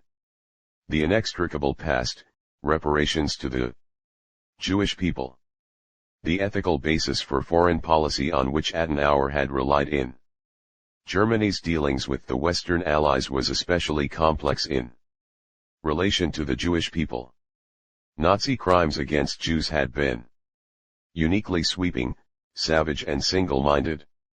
Some 6 million, more than 1/3 of the world Jewish population, were murdered in a methodically planned and executed policy of wholesale extermination. Toward the end of the war, the Western Allies assigned Nazi crimes to automatic arrest categories, to be implemented by Allied intelligence personnel and based in part on an accused perpetrator's rank in the Nazi Party. By the beginning of the occupation, such criminal categorization applied to tens of thousands of individuals. As the government was progressively turned over to the Federal Republic, so was the denazification process, which thereby became a German domestic political issue. Adenauer considered reparations to the Jewish people a moral duty as well as unqualifiedly in the German national self-interest. His commitment to the denazification process was more opaque, since he was also head of the CDU and in that capacity keenly aware that a rigorous effort would affect a significant proportion of voters. Adenauer therefore restricted the denazification process to a politically manageable number and argued less for retribution than for domestic reconciliation and compensation for the Holocaust's surviving victims. In practice, this meant focusing war crime investigations primarily on high-ranking former Nazis or on officials whose specific crimes could be proved in a court of law. This of course allowed for a wide span of ambiguity, illustrated by the fact that Hans Globka, a drafter of the Nuremberg race laws, became Adenauer's chief of staff. At the same time, Adenauer never wavered from affirming the moral obligations imposed on Germany by the Nazi past. Therefore, as a symbol of repentance and as a bridge toward justice and reconciliation with the Jewish people, he committed the Federal Republic to discussions on reparations with Jewish leaders and also with Israel, which he acknowledged as representative of the Jewish people as a whole.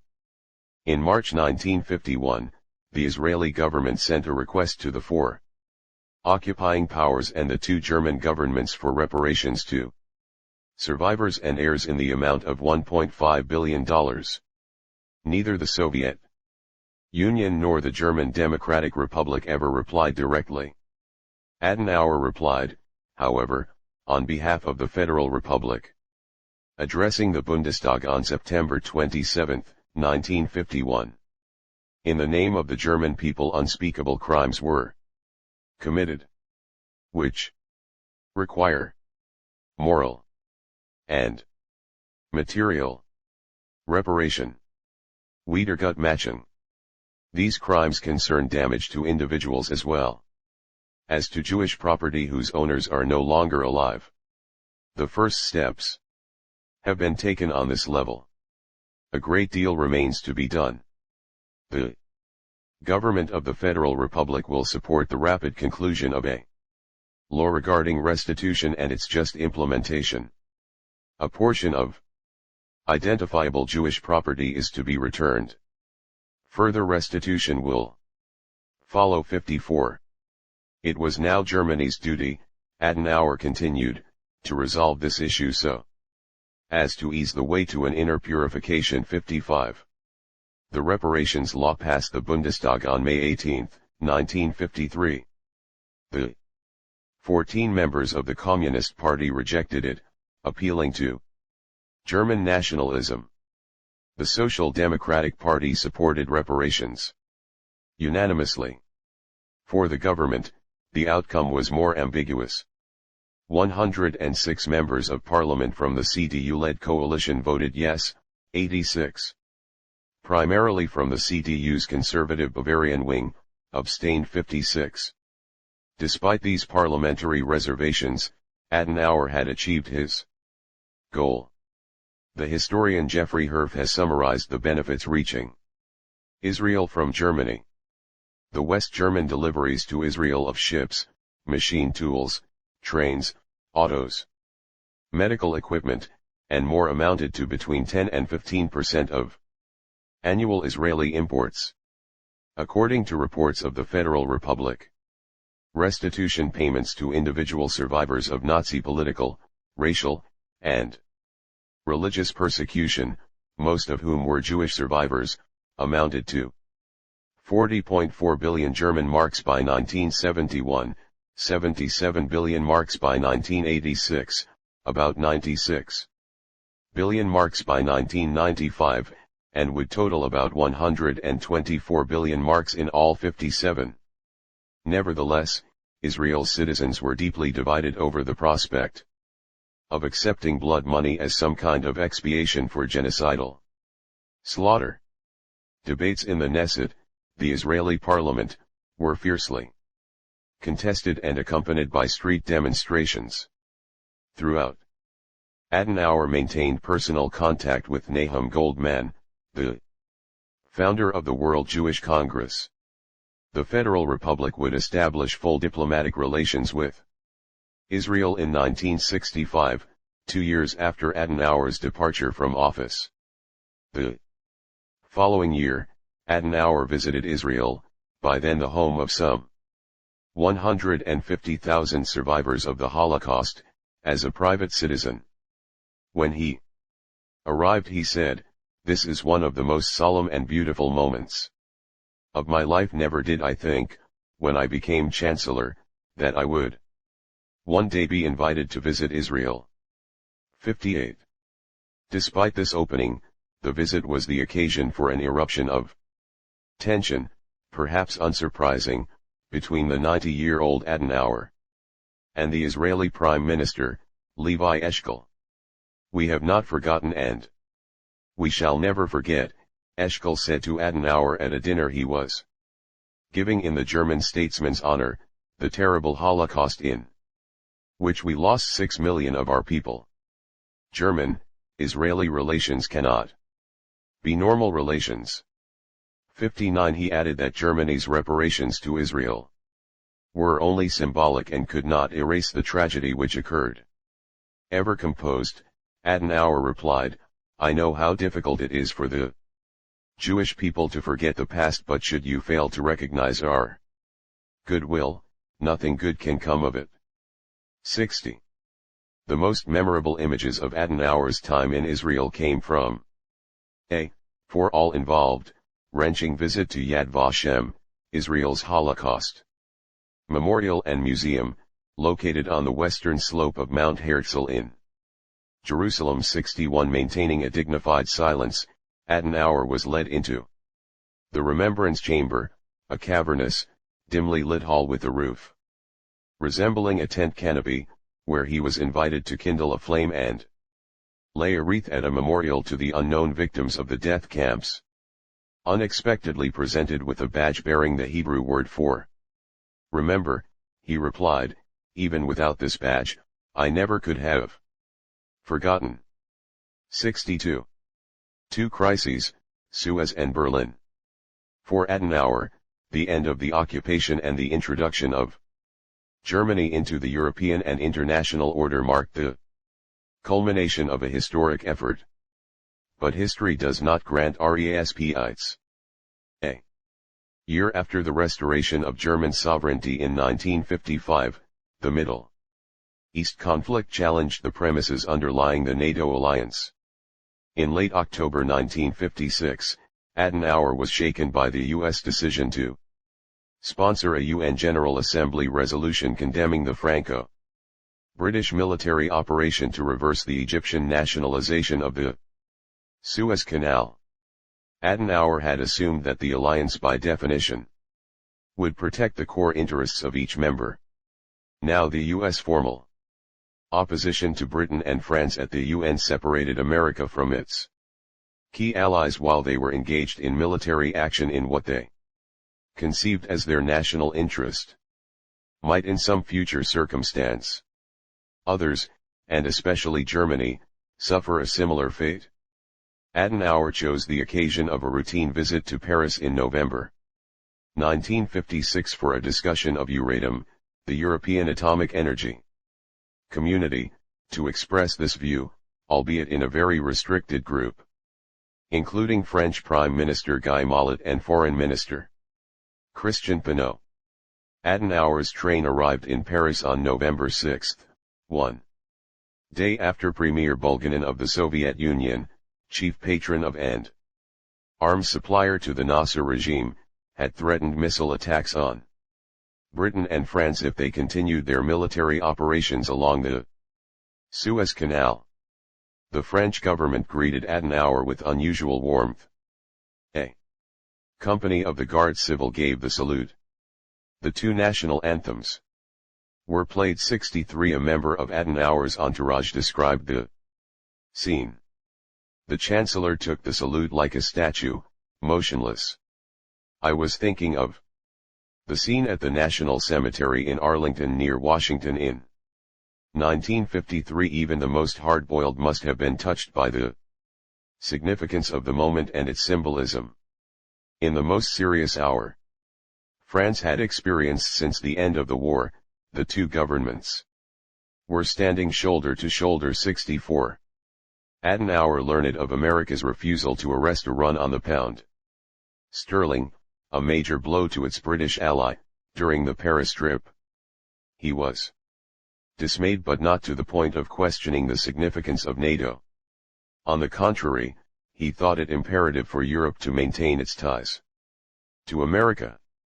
The NATO alliance, he argued, was the most important component of the security of every European country. He warned his hosts against public controversy with the United States, and especially against any kind of retaliation, even verbal. Rather, America's European allies should enhance their cooperation within Europe. France and England will never be powers comparable to the United States and the Soviet Union. Not Germany, either. There remains to them only one way of playing a decisive role in the world, that is to unite to make Europe. We have no time to waste. Europe will be your revenge. 65. It was during the Suez Crisis that Adenauer began to consider the need to use European integration, and particularly the Franco-German relationship, as a hedge against American vacillation. France, in the decade after de Gaulle's return to the presidency in 1958, followed this precept, though, as we shall see in the next chapter, de Gaulle required no German encouragement to move in the direction of European autonomy. The Franco-German relationship did become more intense during the de Gaulle presidency after Adenauer's overnight visit to de Gaulle's home in Colombey-les-Deux-Églises in September 1958, an invitation never extended to any other foreign leader. 2 years after Suez, Adenauer's doubts about American reliability resurfaced when, in November 1958, Soviet leader Nikita Khrushchev challenged the status of Berlin. While the four-power occupation authority formally continued to function, West Berlin had since 1957 been governed de facto by the laws of the Federal Republic. Its legal structure was based on free elections contested by the FRG's major parties in the Allied-occupied portions of the city. In the eastern part of Berlin, the German Democratic Republic governed by Soviet imposition. A vestige of four-power control enabled officials of West and East to circulate throughout the city. Khrushchev's ultimatum to the Western Allies, demanding a new status for Berlin within 6 months, directly challenged the foundations of Adenauer's foreign policy and of the Atlantic Alliance. Any significant change to Berlin's status under Soviet threat would signal eventual communist dominance in the city and imperil his vision of building the Federal Republic under an Allied, especially American, nuclear umbrella. Yet though Khrushchev threatened force, he did not have the confidence to execute it within the time frame of his ultimatum. Eisenhower skillfully deferred a confrontation by drawing Khrushchev into a prolonged, largely procedural exchange over the issues his ultimatum implied, culminating in an invitation for the Soviet leader to make a personal tour of the U.S. in September 1959. British Prime Minister Harold Macmillan pursued a similar strategy with a visit to Moscow in February 1959. Among the principal allies, only de Gaulle stood aloof from this strategy, insisting on withdrawal of the Soviet ultimatum before entering negotiations. Khrushchev, at a loss over how to implement his threats, or at least unwilling to face the military consequences, withdrew his deadline in May 1959. During his U.S. visit, he and Eisenhower agreed to a joint communiqué containing the phrase "all outstanding international questions such as Berlin should be settled not by the application of force but by peaceful means through negotiations," which engendered a brief warming in U.S.-Soviet relations. 66. Despite this agreement, Khrushchev remained persistent in striving to isolate and demoralize Adenauer's Germany. In May 1960, Khrushchev's efforts produced a summit about Berlin to be held in Paris among the leaders of the four occupying powers, without the Federal Republic, thus implying the possibility that the outcome might be imposed on Germany. The summit assembled on schedule when fate, or accident, intervened. An American U-2 spy plane was shot down over Russia on May 1, 1960, and Khrushchev used the incident to demand an American apology before proceeding with any substantive discussions. When Eisenhower refused, Khrushchev aborted the summit without, however, reinstating his threat. The issues of Berlin, and American reliability, were left for Adenauer to discuss with Eisenhower's successor, John F. Kennedy. 3 Conversations with Adenauer. By an ironic twist of fate, more than 20 years after fleeing with my family from Nazi Germany, I had the opportunity to participate in shaping long-term American policy toward the country, now part of the NATO alliance, as a consultant to the Kennedy White House. First as an academic in the late 1950s pursuing studies in European history, and then as a White House consultant in the early 1960s, I began meeting with officials of foreign governments.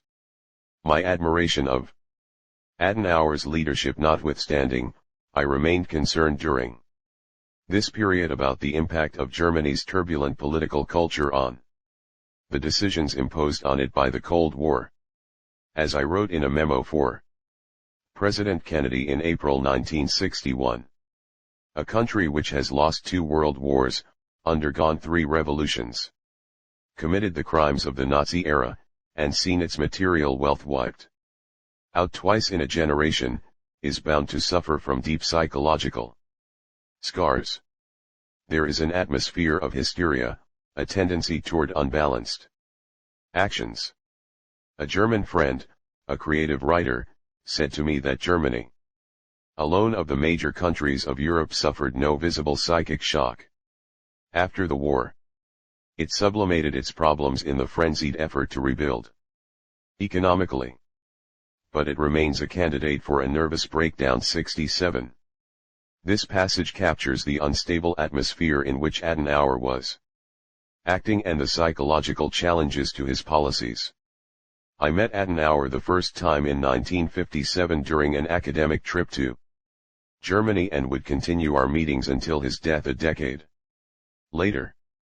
The last few of our 10 or so meetings were conducted after his retirement in 1963, when I became a sympathetic listener to his occasionally melancholy reflections on his life and the future of his people in a country that, in spite of the end of occupation, appeared fated to host the British, French, and American armies indefinitely, now as a deterrent to Soviet aggression.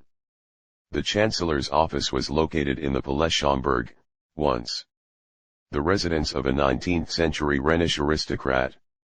Elaborate by those standards, it was too small to accommodate the machinery of a modern bureaucratic technological state. In the Chancellor's office, easy chairs and sofas dominated, with a minimum of visible technical paraphernalia. It had the character more of a living room than of a center of power. Except for a very few key advisors, the operational personnel were situated elsewhere in Bonn, a city in truth too modest to serve as the capital of a major country. Adenauer's authority derived in part from his personality, which combined dignity with strength.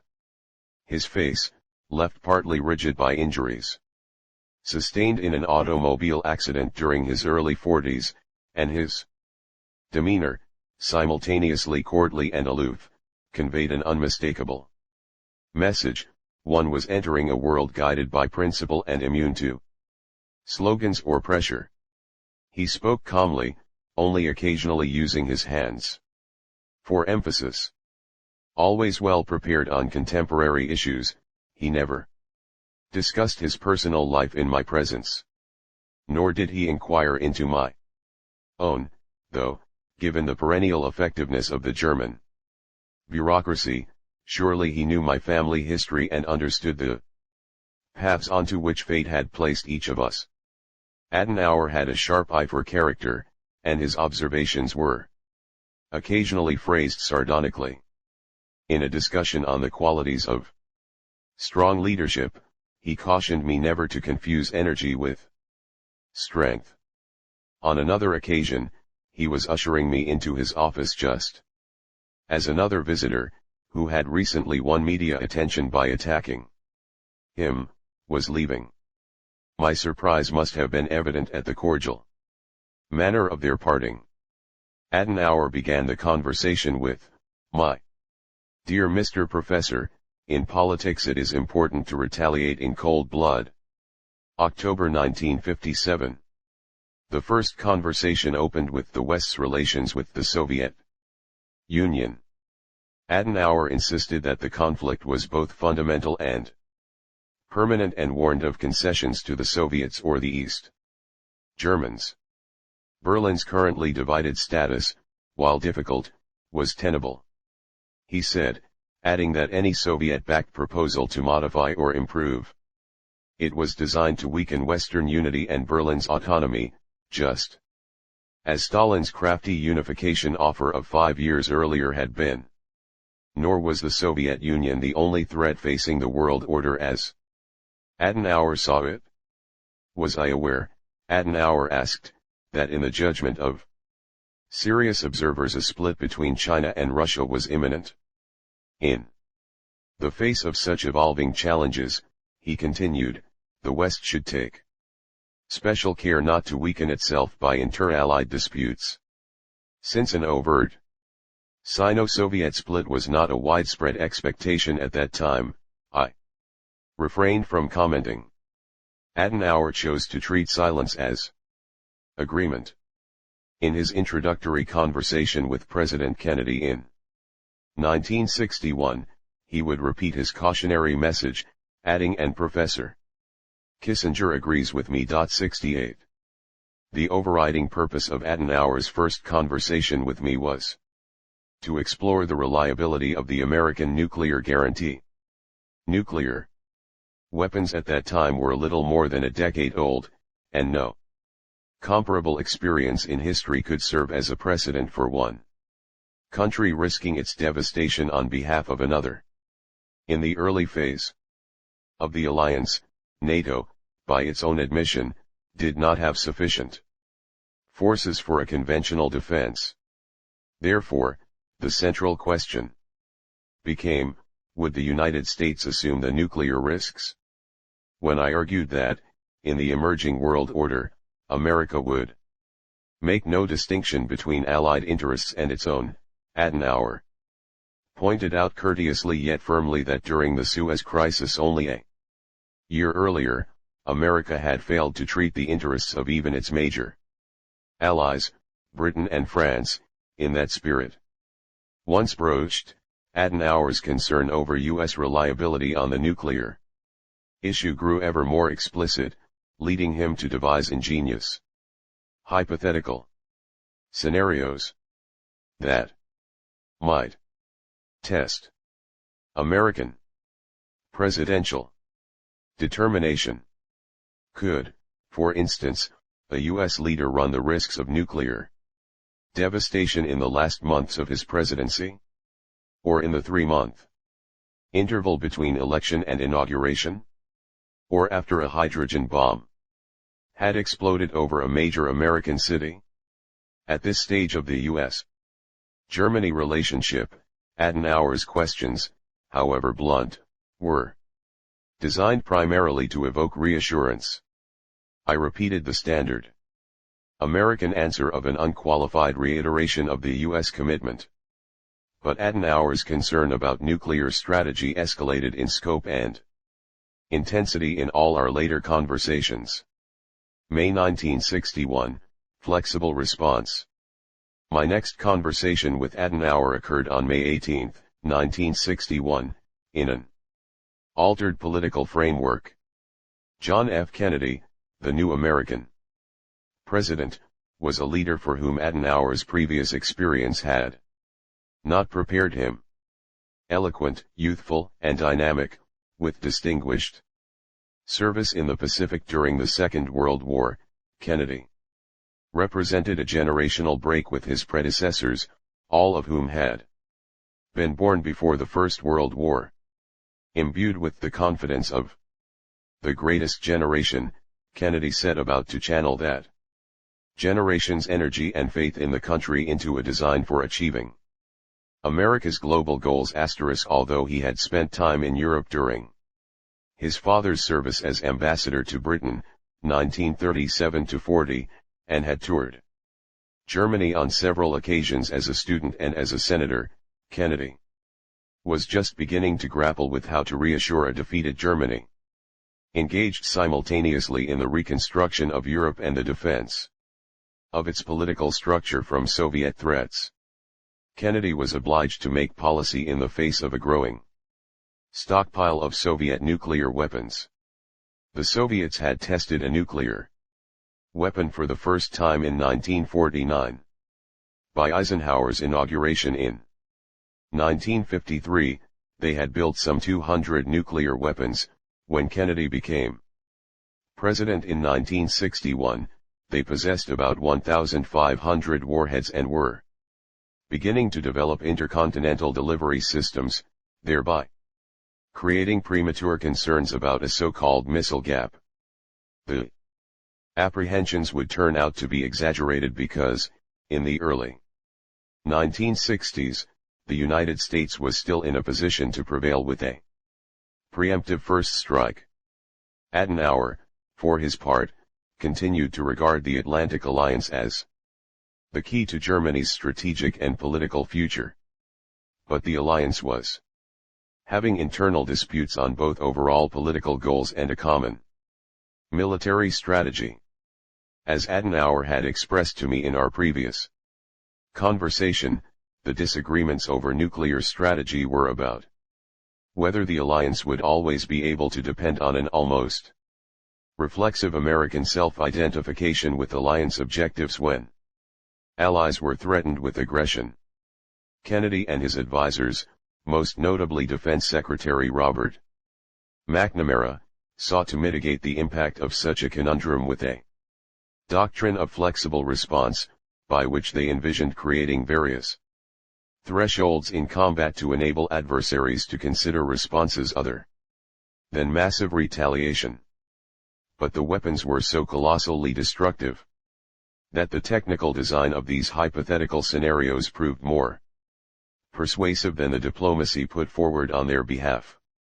The German defense minister, Franz Joseph Strauss, became a vocal opponent of American nuclear strategy.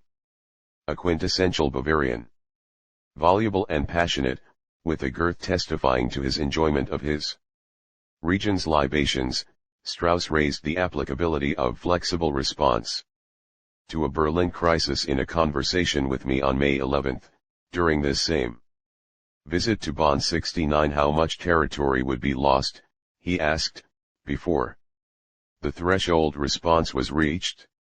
What would be the duration of a pause? Who would make the decisions at each envisioned stage, especially on the leap from conventional to nuclear warfare? He doubted whether America would be either able or willing to carry out so complex and ambiguous a policy. Other German participants at the meeting supported Strauss, especially the Chief of Staff of the newly created armed forces. Adenauer demonstrated the impact of Strauss's thinking by bluntly opening our conversation, once again in his office in the Palais Schaumburg, with the sentence 70 "You Americans have sinned a great deal against NATO." Adenauer had been put off by a U.S. proposal that the NATO allies work out a system for controlling the independent nuclear forces of Britain and France and relating them to an integrated strategy via a multilateral force. How, Adenauer asked, could countries without nuclear weapons of their own be expected to make sensible proposals? The NATO Secretary General's staff was too thin and too unfamiliar with nuclear affairs to undertake such an assignment. If nuclear coordination was truly sought, he argued, the authority of the Secretary General needed to be strengthened and his staff increased.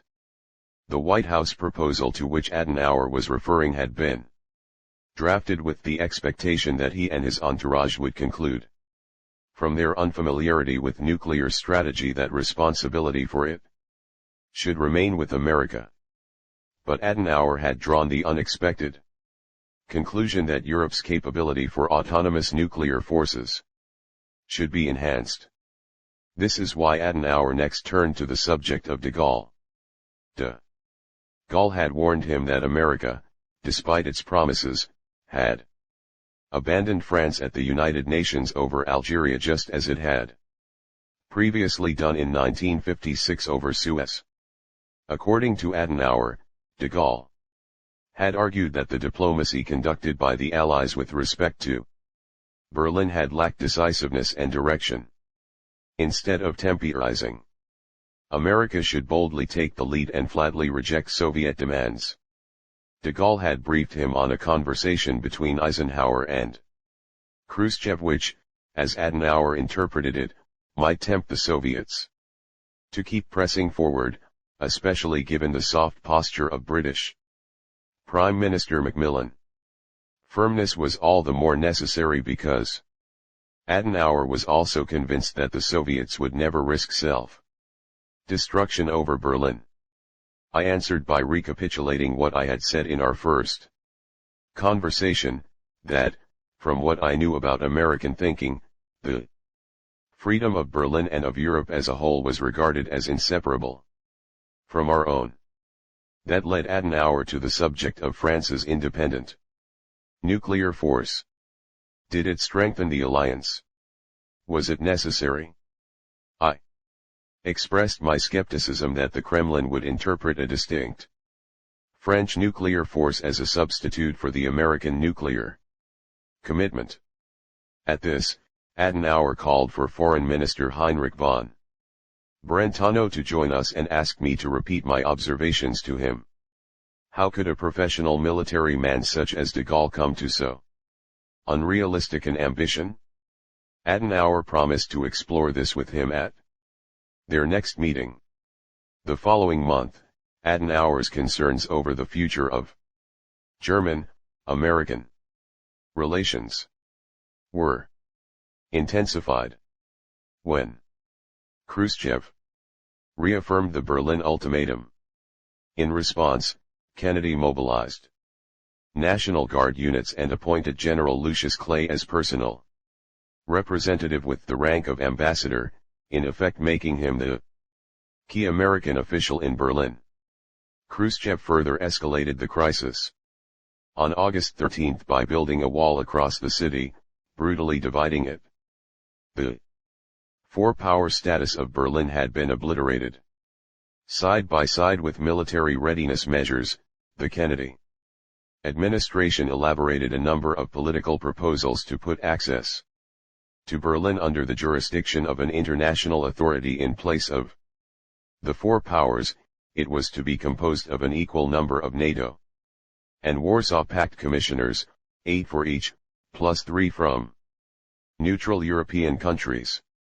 In this scheme, final determination on which peace and war depended would be removed from the Atlantic Alliance and placed into the hands of countries that had declared themselves neutral, mainly to remove themselves from day-to-day issues. The proposal was never formally explored, as Adenauer refused to entertain the prospect of trading American supervision of the access routes for that of 3 European neutrals.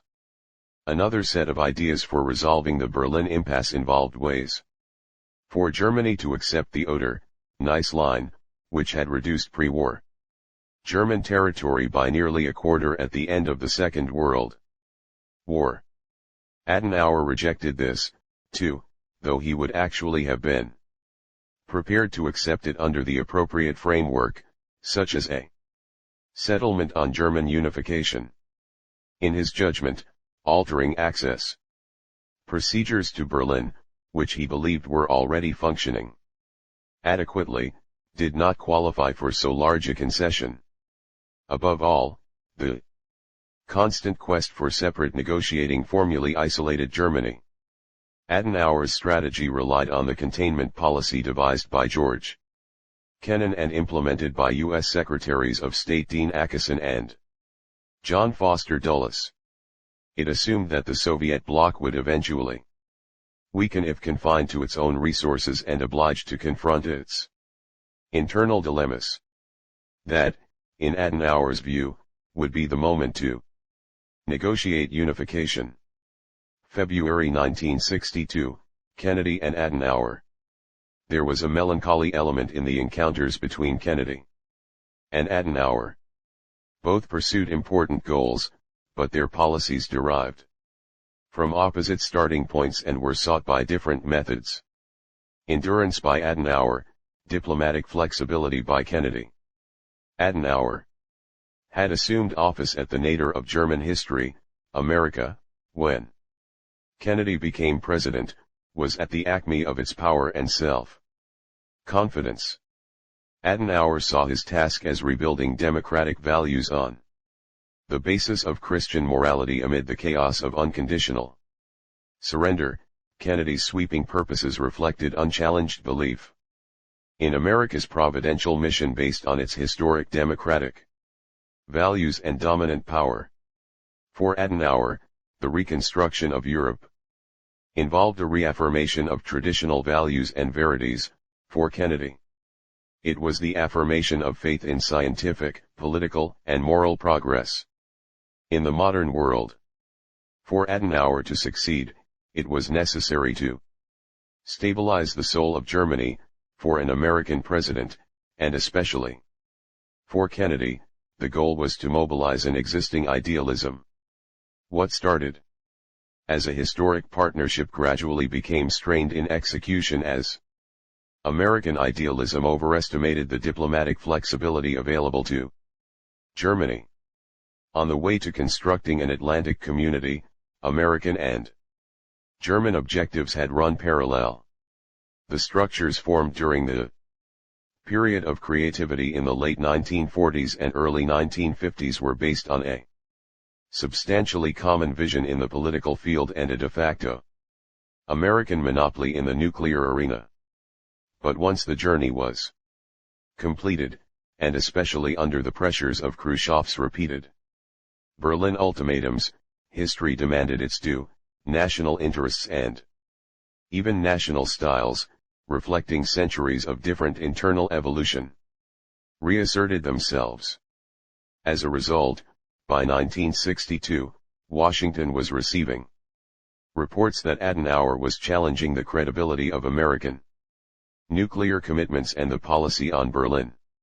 McGeorge Bundy, Kennedy's national security advisor, asked me in February 1962 as an established acquaintance of Adenauer to meet with him to help restore trust on nuclear matters. I responded that, in Adenauer's mind, political issues were both paramount and permanent, while nuclear issues were symbols of political and ethical reliability. To overcome Adenauer's reservations, it was agreed that he should receive a special briefing from me on American security policy and nuclear capabilities. This was developed by Secretary of Defense McNamara and approved by Secretary of State Dean Rusk, and it included details about U.S. nuclear force structures and planning not previously shared with leaders of allied countries, except for the UK. Because of the briefing's nuclear component, Adenauer was accompanied only by an interpreter. Asterisk, since I did not know the technical terms for nuclear strategy in German, I conducted my part of the conversation in English. As I began my presentation on February 1671 elaborating upon the firmness of the American commitment, Adenauer interrupted, "They have already told me this in Washington. Since it did not convince me there, why would it convince me here?" I replied that I was mainly an academic, not an official. Might the Chancellor defer judgment until he heard my entire presentation? Unshaken, Adenauer responded, "How much of your time are you spending on your Washington consultation?" When I replied by saying about a quarter, Adenauer replied, "Let us Assume then you will tell me 3/4 of the truth. This volley might well have discomfited Walter Dowling, the American ambassador in Bonn, who had accompanied me to the meeting. But, as a professional, he did not bat an eye. As I developed the nuclear presentation, which demonstrated the enormous disparity that existed at that time between American and Soviet strategic nuclear forces, Adenauer's attitude was transformed. As I was now answering questions he had previously addressed without satisfaction to other American visitors, the briefing emphasized that American second strike forces were larger and far more effective than Soviet first strike forces, and that an American first strike would be overwhelming. The final paragraph of Ambassador Dowling's report summed up the conversation's effect on the Chancellor. On 2 occasions when Kissinger and I sought to leave, Adenauer asked us to stay in order to give him another opportunity to express his gratitude for what had been said and his strong concurrence with it. He said he was relieved to see what strength existed to defend freedom and that the main task was to see to it that there would be no human failings. Upon leaving, Kissinger said that when we spoke of our power and our dedication to the Atlantic community, these were not simply idle phrases. The Chancellor replied, "Thank God for this." On this note, the meeting broke up. 72. The human failings to which Adenauer referred clearly included his concern over developing an appropriate strategy and America's possible unwillingness to apply its overwhelming power. A few decades later, I would receive a letter from Germany that illustrated the value Adenauer placed on honoring his commitments. Bearing a sender's name I did not recognize, it informed me that the writer had served as the interpreter during that long-ago conversation. Following White House instructions, I had asked Adenauer not to distribute the nuclear information I shared with him, and he had given his word of honor to respect the request. The writer now confided that he had, in fact, made a record of the entire briefing, as was his duty as interpreter, and given it to the Chancellor the next day.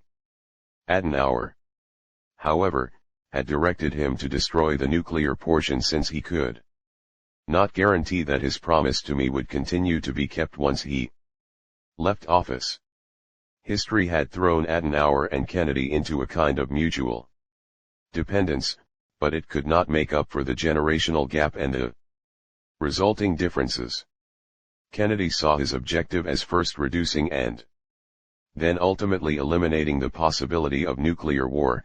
In that effort, he meant to engage Soviet participation in a long journey that required tactical flexibility, including on the part of the German Chancellor. From Adenauer's perspective, however, the American president's tactics threatened to dissipate the stability and solidity he had wrought from the disintegration of Hitler's Germany. Kennedy had the more global approach, Adenauer the fortitude to face the moral and physical collapse of his country, living with its partition and building a new European order based on Atlantic partnership. German unification, the tormenting weight. The German people had never been governed within borders that corresponded to those of the post-war period. 73. Absent an East-West agreement, or a collapse of the existing balance of power, their establishment seemed to augur the indefinite partition of Germany between the communist East and the democratic West. True, the goal of a unified Germany was tacitly affirmed by the existence of a four-power control council for the whole of occupied Germany and was explicitly embraced by the 3 Western powers, but inevitably, internal German politics would seek unity between West and East more explicitly than would the occupying powers. Unification became a perennial political issue in West Germany and was used as a strategic instrument by the Soviet Union, starting with Stalin's offer of 1952 and culminating in Khrushchev's ultimatums on Berlin. Adenauer's policy was based on treating the partition of the country as provisional. He believed that unification would come eventually. Through the dismantling of the Soviet satellite orbit, the Federal Republic's superior economic growth, the strength and cohesion of the Atlantic Alliance and internal tensions arising within the Warsaw Pact. This assumed a collapse of the East German satellite, much, in fact, as happened in 1989. Until such a collapse, the FRG's top priorities would continue to be the Atlantic Alliance, close relations with America, and integration into Europe. The difficulty of the strategy that replaced submission to the Allies with endurance was that Moscow was unlikely to remain passive in the interval and would doubtless attempt to forestall such an outcome by diplomatic and even military pressures, as happened in the various Berlin crises. The resulting controversies gradually weakened Adenauer's domestic position. When the East German Soviet satellite had declared itself sovereign in October 1949, Adenauer had responded with the so-called Brentano Doctrine, named after his foreign minister from 1955 to 1961, according to which the Federal Republic would suspend diplomatic relations with any country that recognized the GDR. But with time, and in the face of internal German pressures for contact at least with Eastern Europe and East Germany, this policy proved increasingly difficult to maintain. Reeling from electoral defeats, and impacted by Khrushchev's maneuvers, the SPD began to change course, mobilizing support by emphasizing its stance in favor of negotiations with Eastern Europe and especially with East Germany.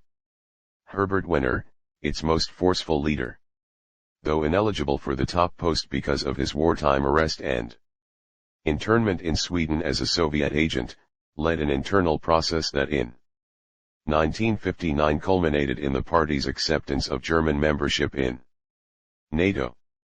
As the SPD increasingly put itself forward as an instrument of unification, it revived its immediate post-war policy of seeking greater flexibility in negotiating with the Eastern countries and the Soviet Union, albeit now within a NATO framework, the so-called Ostpolitik. 74. Adenauer and the CDU argued that progress toward eventual unification was undermined by turning the status of Berlin, the historic capital of Germany, into a negotiation in which the communists held all the geographic and military assets.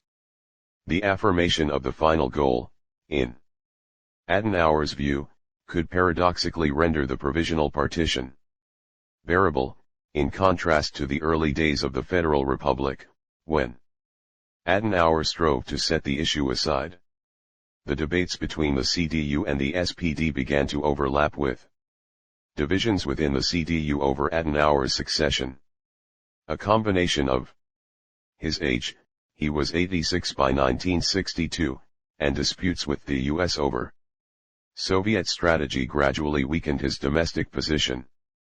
Adenauer's refusal to oppose de Gaulle's veto of British accession to the EEC* was criticized by a substantial minority in the CDU. When, in the 1961 election, the CDU lost its majority in the Bundestag, a coalition government became necessary. The Liberal Democrats, a moderately conservative, free trade party and the sole available coalition partner, agreed, on the condition that Adenauer leave office before the end of the coalition's term in 1965. In the fall of 1962, this issue of Adenauer's retirement came to a head. Defense Minister Franz Joseph Strauss charged the magazine Der Spiegel with violations of national security when it published leaked government documents that he was exploring the idea of securing tactical nuclear weapons for the FRG's Defense 75. In response, Strauss accused Der Spiegel of sedition and recommended that the Hamburg Police raid the magazine's office. In addition, the journalist responsible for the story was arrested in Spain, where he had been vacationing. All 5 Liberal Democrat cabinet ministers resigned in protest on November 19, and Strauss too was subsequently forced to resign. Adenauer himself had been aware of Strauss's plan, distracted by the Cuban Missile Crisis, in his telling, and, though he surmounted the immediate wave of resignations, his time was now clearly limited. As Adenauer prepared to leave office, he was especially concerned to put his foreign policy achievements on firm ground for the future. One of the pillars of his foreign policy had been the containment of Soviet power, a strategy that had been supported by every American president since Truman, premised on the conviction that Soviet ideology and strategic assertiveness could be overcome through building situations of allied strength, especially in Central Europe. The concept turned out to be prescient.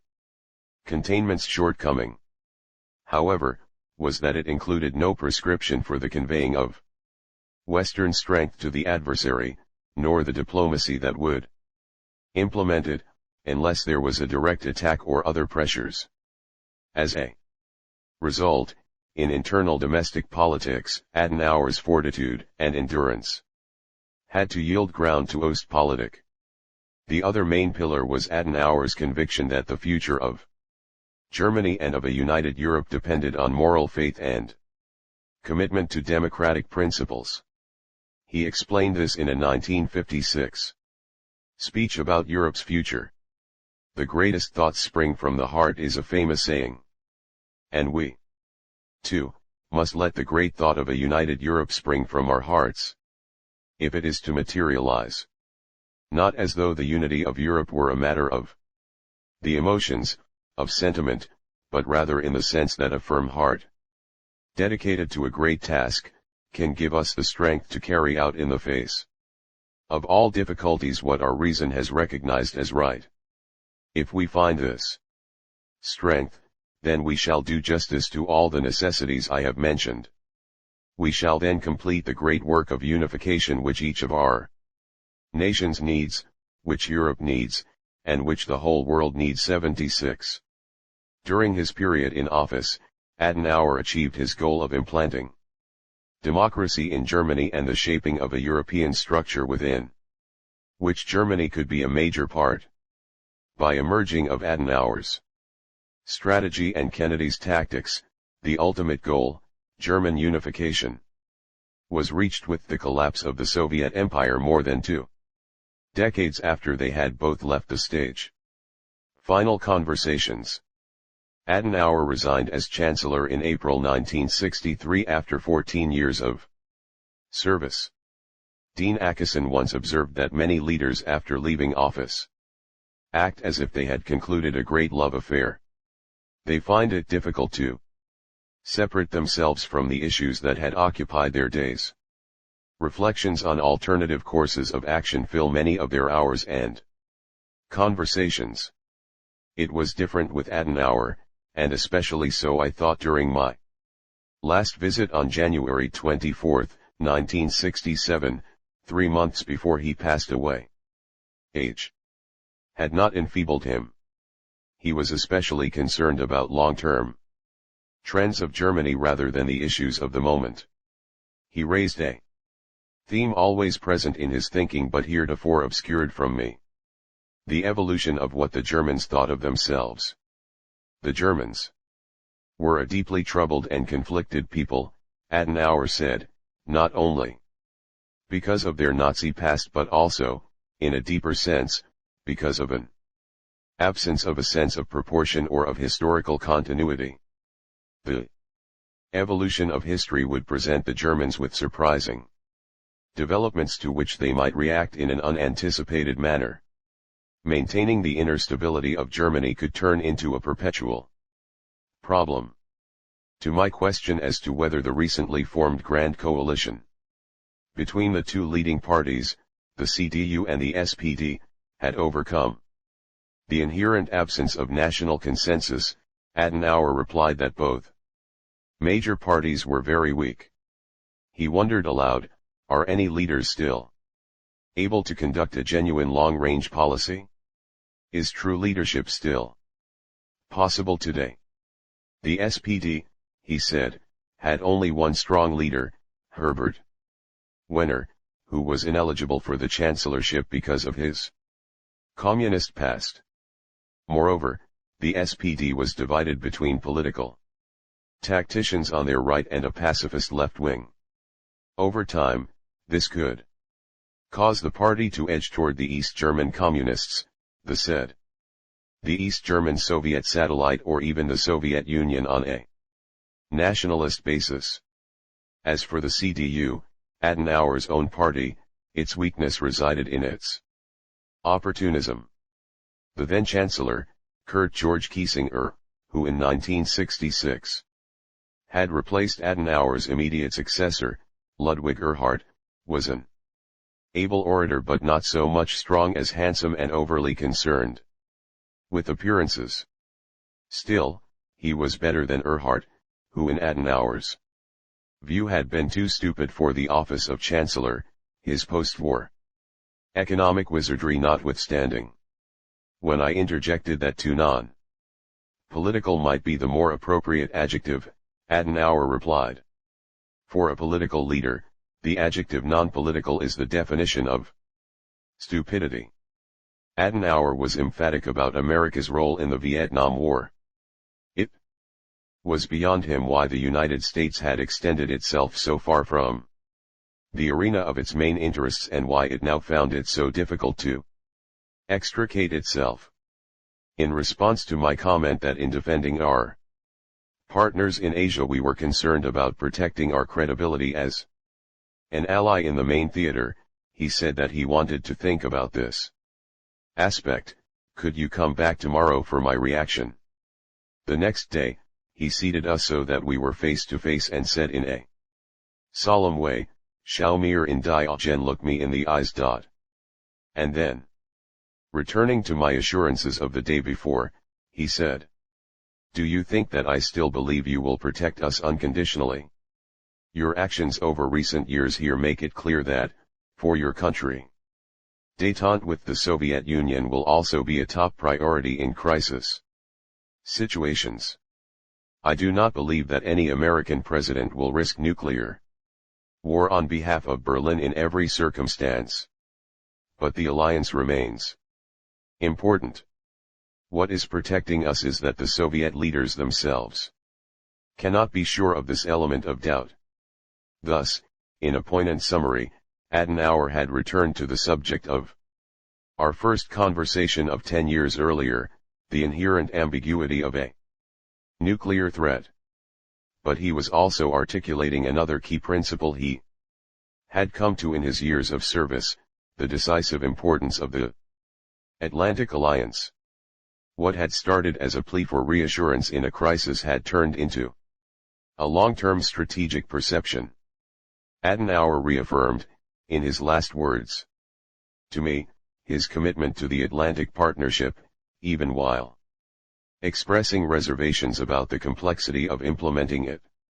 Accepting the strategy that would contain the Soviet Union for almost half a century, he realized that this very ambiguity created the deterrence on which America's allies could count for their evolution within a European political structure and in partnership with America. The Adenauer tradition. Great leadership is more than an evocation of transitory exaltation, it requires the capacity to inspire and to sustain vision over time. Adenauer's successors found that the principles of his formative vision were essential for the future of Germany. This was true even of Willy Brandt, who in 1969 became the first SPD Chancellor of the Federal Republic. Brandt had spent the Hitler years in exile, first in Norway and then in neutral Sweden. As mayor of West Berlin during the Berlin crises of 1958–62, he had displayed strong leadership and rhetorical powers that fortified his people and helped sustain their morale. Once in office as Chancellor, Brandt conducted himself in a manner distinct from the traditionalism of Adenauer. Most importantly, he promoted Ostpolitik, which involved opening to the communist world, while maintaining Germany's relationships with its allies. Both President Richard Nixon and I, as his national security advisor, were at first uneasy about the potential evolution of Ostpolitik into a new variety of German nationalism masked as neutralism with which the Federal Republic might seek to maneuver between East and West.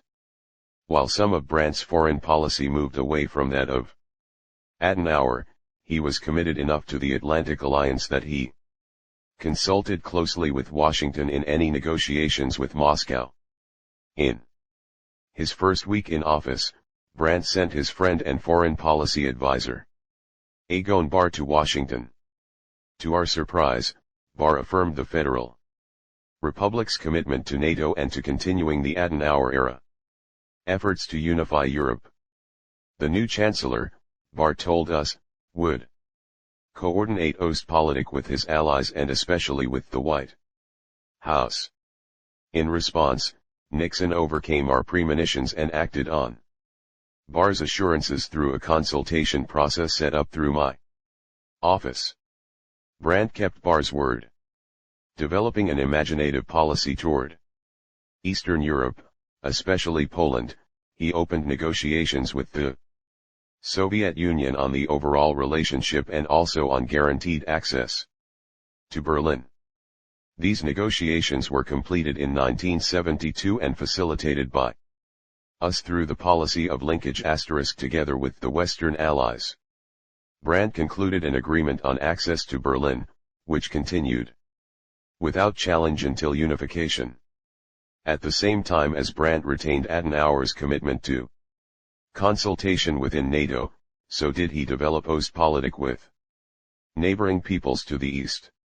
Brandt traveled to Warsaw in 1970 and visited the memorial for the 1943 Warsaw Ghetto Uprising, where Polish Jews had fought the Nazi attempt to deport them to death camps, only to be brutally put down. Brandt did penance before the memorial, placing a wreath and then falling to his knees. This silent gesture, which represented a moral underpinning for Germany's post-war reconciliation with the world, spoke for itself. Brandt, to be sure, considered the FRG's relationship with Poland of great strategic value, but he also described it as of substantial moral historical significance. It was the continuation of Adenauer's commitment to both repentance and dignity, indeed, dignity through repentance. 77. Whatever further ambitions might have been entertained by the advocates of Ostpolitik were overtaken by Brandt's resignation from office in 1974. His successor was Helmut Schmidt, 1974–82, a socialist, primarily by the accident of his birth in the city-state of Hamburg, where the Social Democrats were the governing party and where he would serve as a city senator in the 1960s. In his formative years, the youthful Schmidt experienced more chaos than stability. He served in the Luftwaffe as an anti-aircraft artillery officer on the Eastern Front in 1941–78 but was too young to be politically active during the Nazi period. Schmidt centered German foreign policy substantially on Adenauer's principles. Like his great predecessor, he was convinced of the crucial role of morality. Politics without a conscience tends towards criminality, he said on one occasion, adding, "As I see it, politics is pragmatic action for the sake of moral ends." 79. In 1977, Schmidt recounted to me how a few weeks earlier a German commando unit undertook a daring raid to rescue German hostages who had been hijacked by terrorists to Mogadishu, Somalia, leaving him in anguish during the hours before word arrived of the raid's success. If he could feel so deeply about the survival of 86 hostages and their rescuers, he mused, how would he ever be able to implement NATO nuclear weapons strategy? And yet, when in the early 1980s the time came to decide on the deployment of American medium-range missiles in Germany, Schmidt carried out what he considered to be his duty, in opposition to the majority of his own party, even though this courageous act was the proximate cause of his fall from office. Schmidt was also a driving force behind a second aspect of Adenauer's policy, the unification of Europe. Like Adenauer, he gave special priority to France.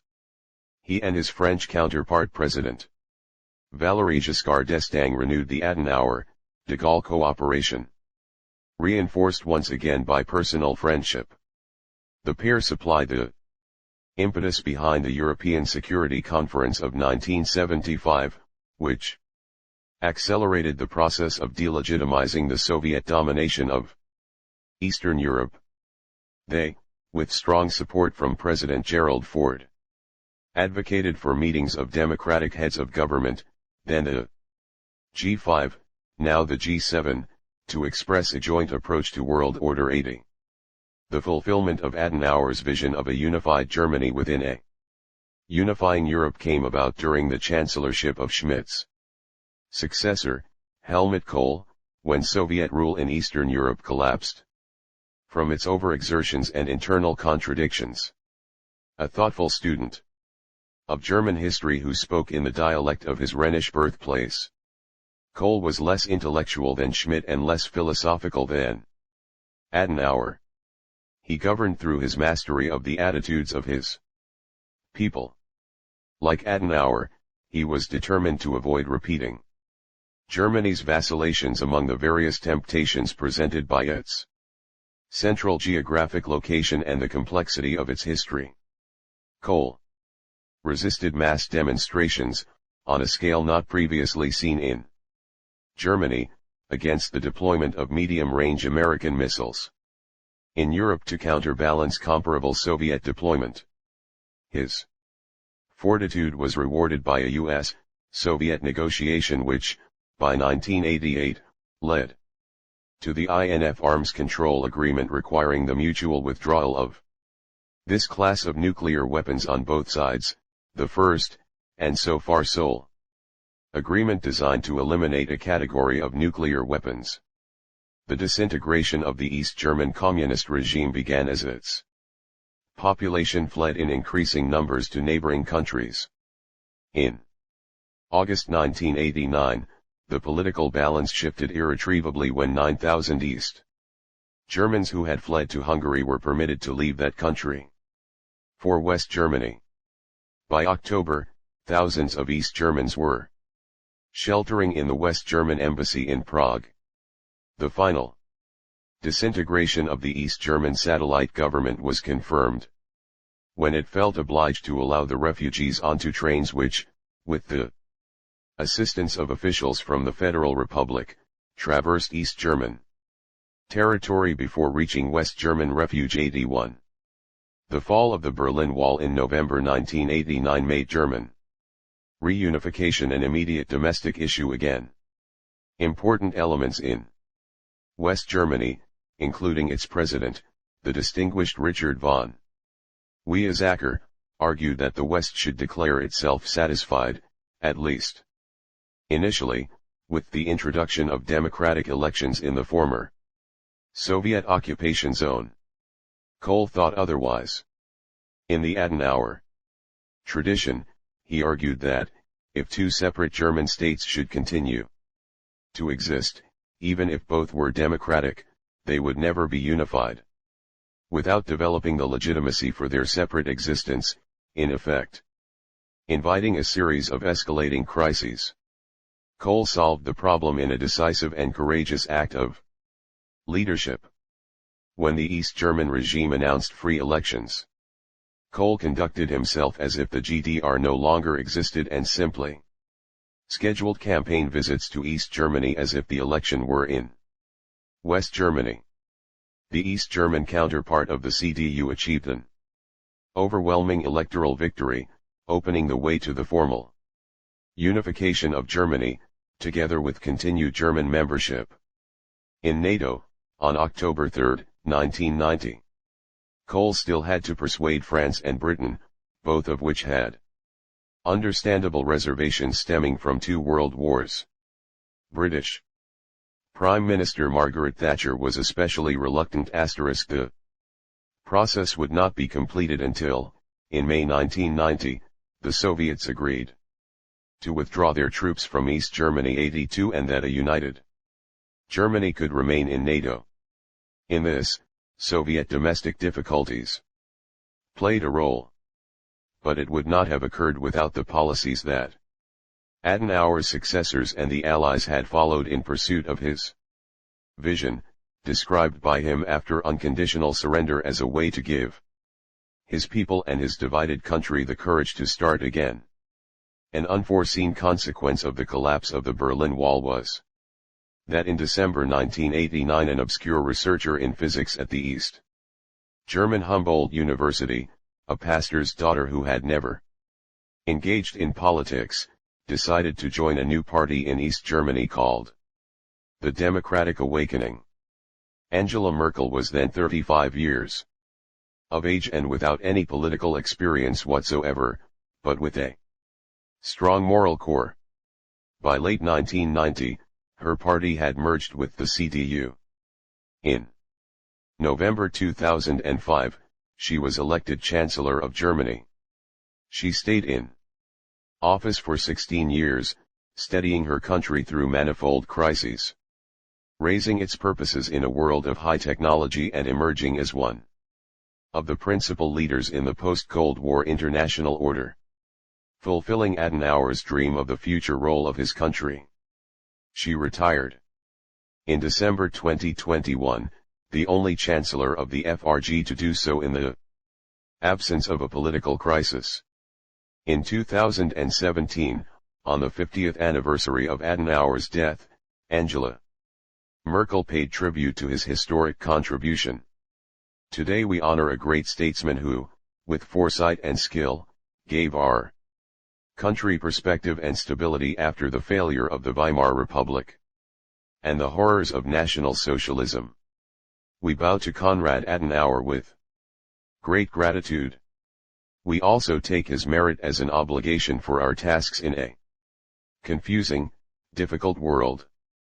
In view of what Konrad Adenauer and his contemporaries have achieved, we should have the courage to continue this work. 83.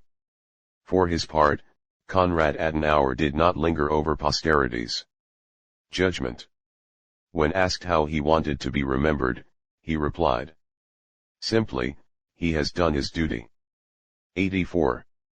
2. Charles de Gaulle, The Strategy of Will. Close Encounters.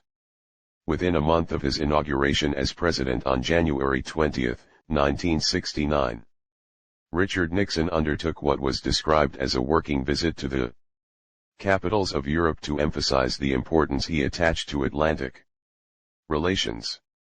Nixon was warmly received by his European counterparts in Brussels, London, and Bonn, all of whom he had met previously and who were eager to affirm America's leading role in Atlantic relations. The atmosphere in Paris was subtly different.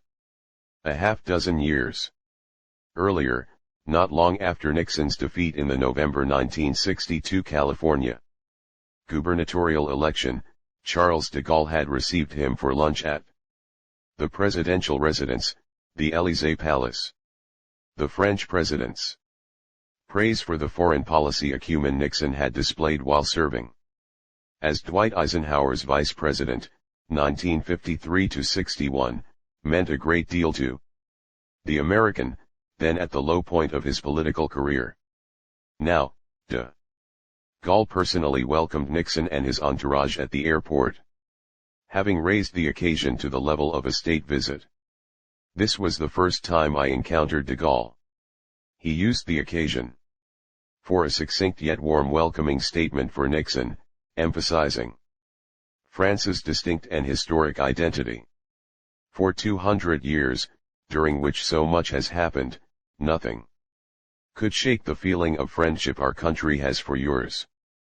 On another note, you have come to see us so that we might specify our thoughts and intentions on the subject of world affairs, and so you could clarify your own views and initiatives. How could we not grant the greatest interest and highest importance to these exchanges? 1. The welcome was based entirely on the French national interest and de Gaulle's personal regard for Nixon. It avoided mention of NATO, the common market and European multilateralism, all of which had been the standard rhetoric of other leaders in Europe's capitals. A reception followed at the Élysée.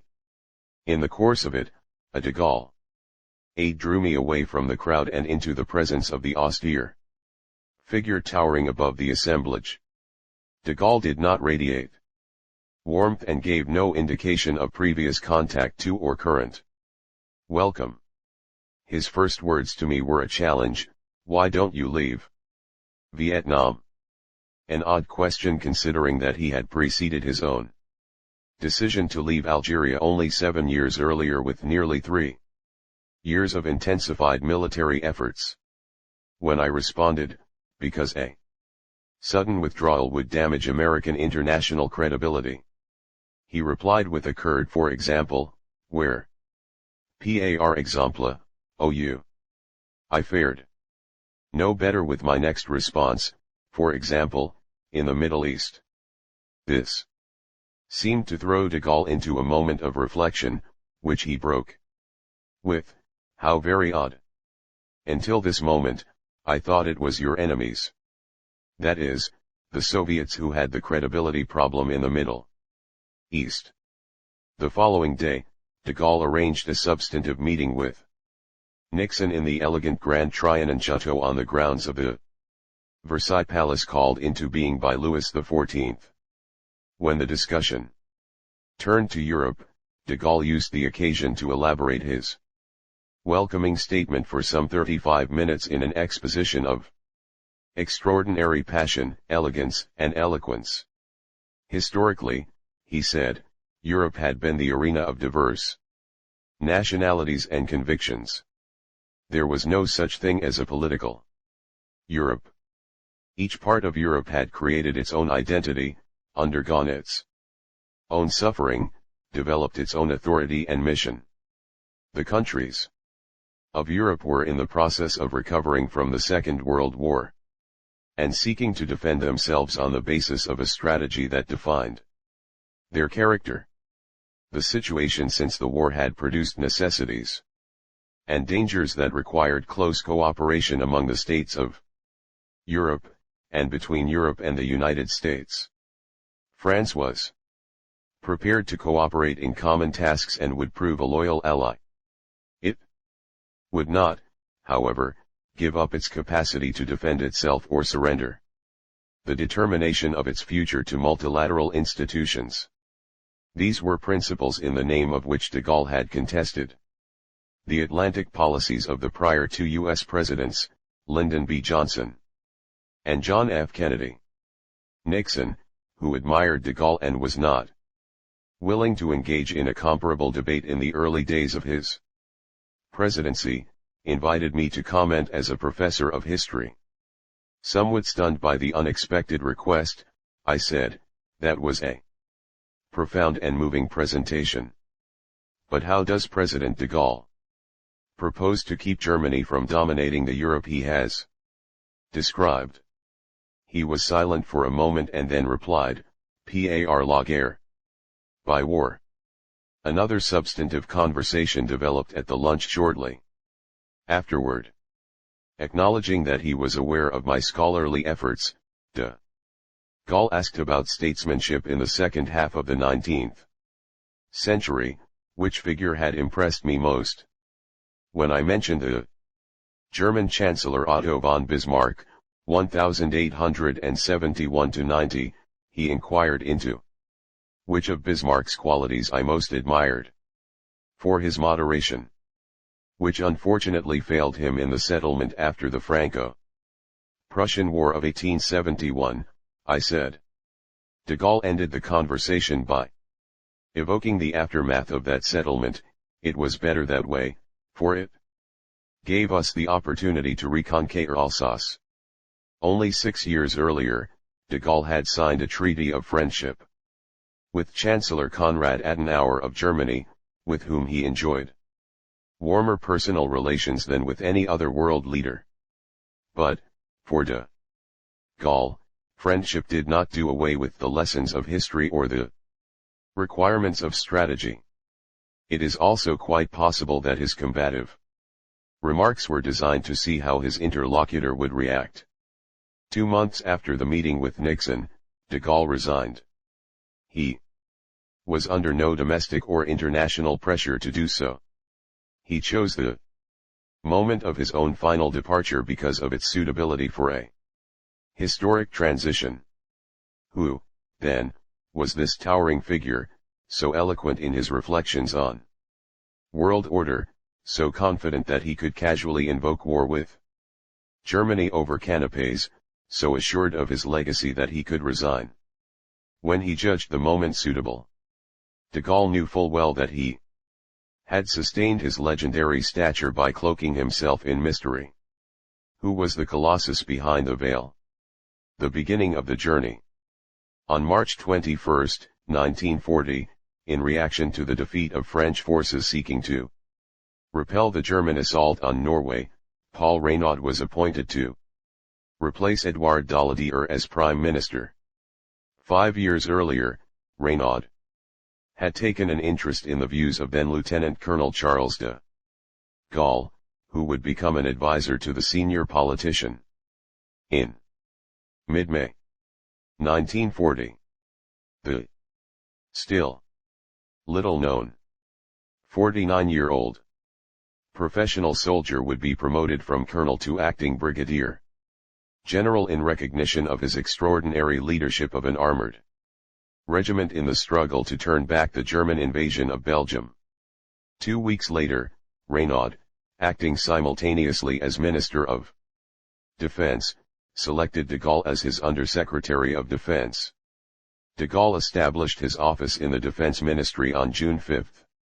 The very day Luftwaffe air strikes reached the outskirts of Paris. Within a week, the French government retreated from the capital. On June 17, the newly appointed Undersecretary, learning of Reynaud's resignation and the plan to seek an armistice with Adolf Hitler, abruptly flew to London from Bordeaux. De Gaulle's plane passed over the harbors of Roquefort and La Rochelle, where the Germans had set scores of ships afire, as well as the Breton hamlet of Paimpont, where his mother, Jean, lay dying. As he left, he ordered that passports be rushed to his wife and 3 children so that they could follow him to London. The next day, he delivered an address on the BBC announcing the formation of a resistance movement in opposition to the policies of the French government. The destiny of the world is at stake.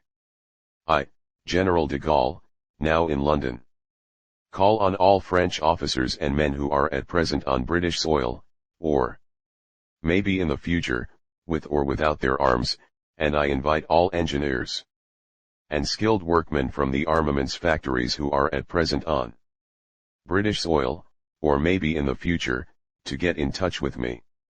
Whatever happens, the flame of French resistance must not and shall not die, for here, to say the least, was an extraordinary declaration by someone as yet entirely unknown to the overwhelming majority of the French people. A junior minister, France's lowest-ranking general, was brazenly soliciting opposition to the government of France that he himself had joined less than 2 weeks earlier and of which he was nominally still a member.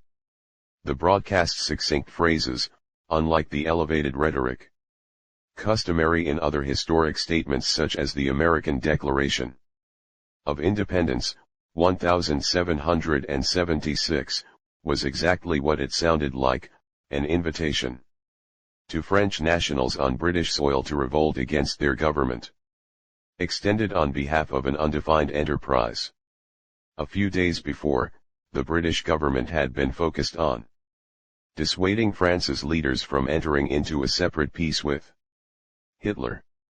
To prevent it, Prime Minister Winston Churchill had gone so far as to propose a merging of French and British sovereignty to forestall the most feared outcome, a complete collapse followed by the absorption of France into the German sphere. 5 De Gaulle favored the gesture, even if he was wary of some of the particulars, because he thought it would encourage the government to endure for longer without capitulating. The initiative was devised by Charles Corbin and Jean Monnet, who was later to play a significant role in the concept of a European Union. 6. The plan for the de facto union advanced rapidly. On June 16, de Gaulle, then in England to negotiate with the British, read it on the telephone to Reynaud, who asked if Churchill had formally approved. De Gaulle put Churchill on the line, who repeated the offer. Reynaud replied that he would submit it to his cabinet in an hour's time. As one historian writes, Churchill, Attlee, Sinclair, and the chiefs of staff were all set to be transported by the cruiser Galatea that night to Concarneau, off the coast of Brittany, to discuss with Reynaud and his colleagues the prolonging of the battle, and the future of this new nation. They got as far as Waterloo Station, where they took their seats in a special train primed to depart at 9:30 p.m. for Southampton. But the train never left the station. Churchill received a hand-delivered note from a private secretary that the trip was off because of a ministerial crisis in Bordeaux to which the French government had fled. 7. Reynaud had been ousted. Marshal Philippe Pétain, at 87 years old, had been made premier, while the final outcome of the armistice negotiations remained uncertain. The British kept de Gaulle officially at arm's length. His proclaimed rallying of what soon became known as Free French officers and men was accorded no formal standing, and a proposed follow-up BBC broadcast was cancelled. 8. But then the die was cast. Quickly, France signed a ceasefire with Germany on June 22 that placed the entire Atlantic coast and half of the country under German occupation. This was precisely what de Gaulle had been determined to prevent. His overarching aim from then on was to restore French sovereignty by means of a liberation in which the Free French would play a significant part, and then to turn the process of liberation into the rebirth of French society made necessary by the moral and military collapse of 1940. On June 23, now with the permission of the British cabinet, de Gaulle again spoke on the BBC. Defiantly, he addressed himself to Marshal Pétain of Vichy France, so named for the resort in central France where the retreating government would establish itself, and which for the next 2 years became the ruling authority, in collaboration with Germany, over the rump of unoccupied France. Pétain, who in the early 1920s had served as de Gaulle's mentor, was venerated for having repelled the German assault at Verdun during the First World War. Now, ignoring the gap in their military ranks, the most junior French general addressed the most senior, and heretofore most highly esteemed, with withering condescension, asserting that the ceasefire had reduced France to bondage. De Gaulle issued a stinging rebuke: to accept such an act of debasement we did not need you, MLE Marichal. We did not need the victor of Verdun. Anyone else would have done. 9. The insult at once completed de Gaulle's break with official France, and accelerated his efforts to establish himself as the head of the emerging Free French movement. By then several notable French refugees, mainly from the academic world, were already residing as exiles in London, but they lacked either the stature or the necessary conviction to claim leadership of a wartime movement. For its part, British intelligence had been entertaining the idea of persuading two eminent French political figures of the Third Republic in as yet unoccupied France, Edouard Daladier, the former Prime Minister, and Georges Mondel, the last Interior Minister, to form a dissident government in exile. But that plan was dropped when the two men, having escaped to Algeria, were prevented by French colonial officials loyal to Vichy from pursuing contact with the British and were then expelled to metropolitan France. It was Churchill's conviction of the need for a symbolic expression of French resistance that resolved any uncertainties. "You are alone," he said to de Gaulle. "Well, I will recognize you alone." On June 28, a mere 11 days after his arrival, the government of the United Kingdom recognized Charles de Gaulle as leader of the Free French wherever they might be. It was a characteristically courageous decision by Churchill, who could not have known de Gaulle's views in any depth, and did not foresee the rows he would stoke within the Allied camp. Soon afterward, Britain formalized the relationship with de Gaulle, accepting the general's own unique conception of French national dignity. He insisted, for instance, that while Britain would supply the Free French with resources and funds, these should come as loans to be repaid, not as gifts.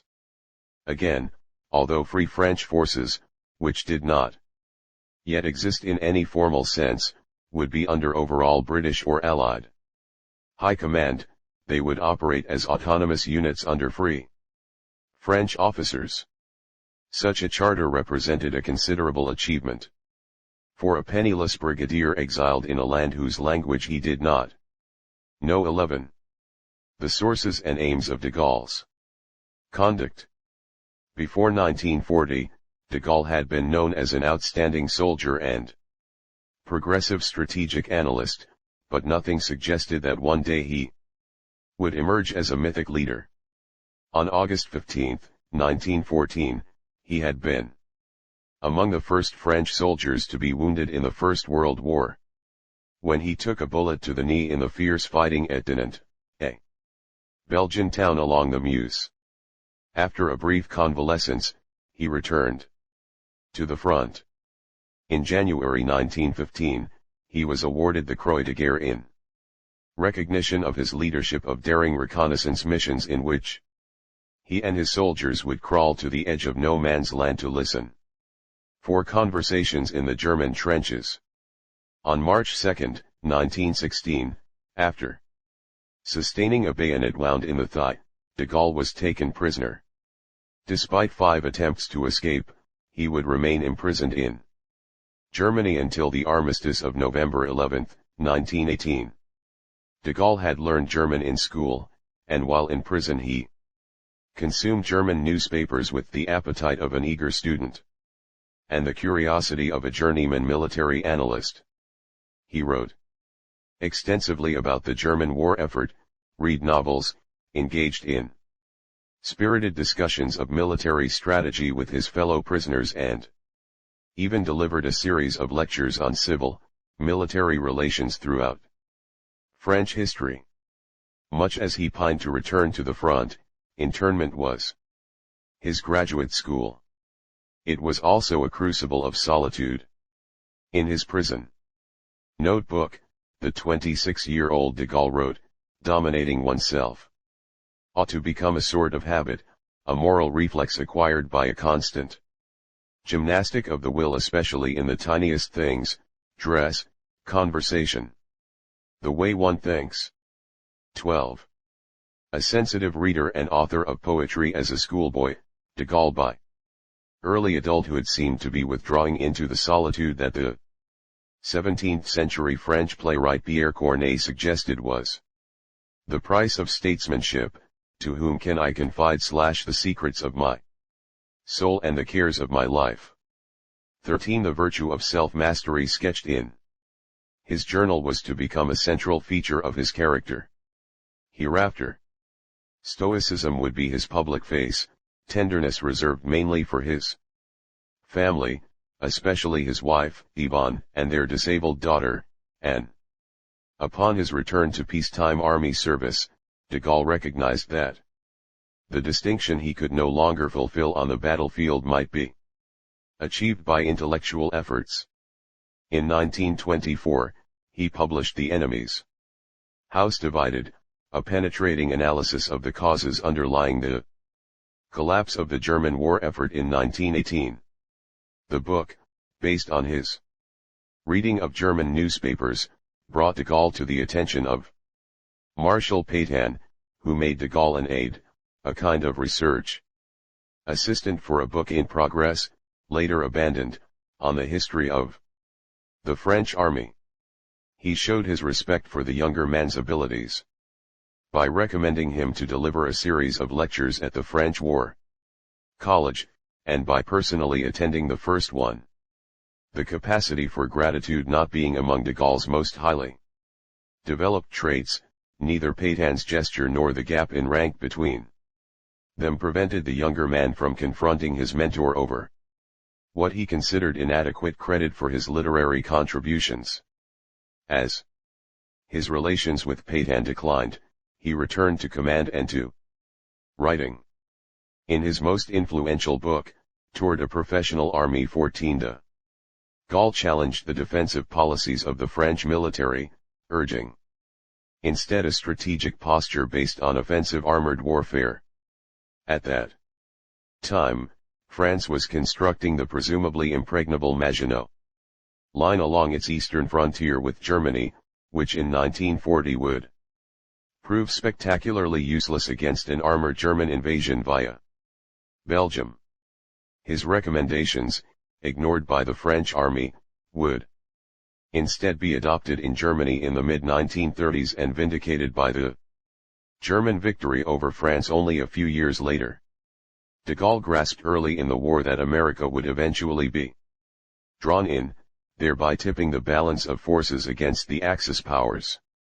Woe to the side that would array America against it. In the free world, immense powers have not yet made their contributions, de Gaulle proclaimed in July 1940, adding, "One day, these powers will crush the enemy. On that day France must be on the side of victory. If she is, she will become what she was before, a great and independent nation. That, and that alone, is my goal." 15.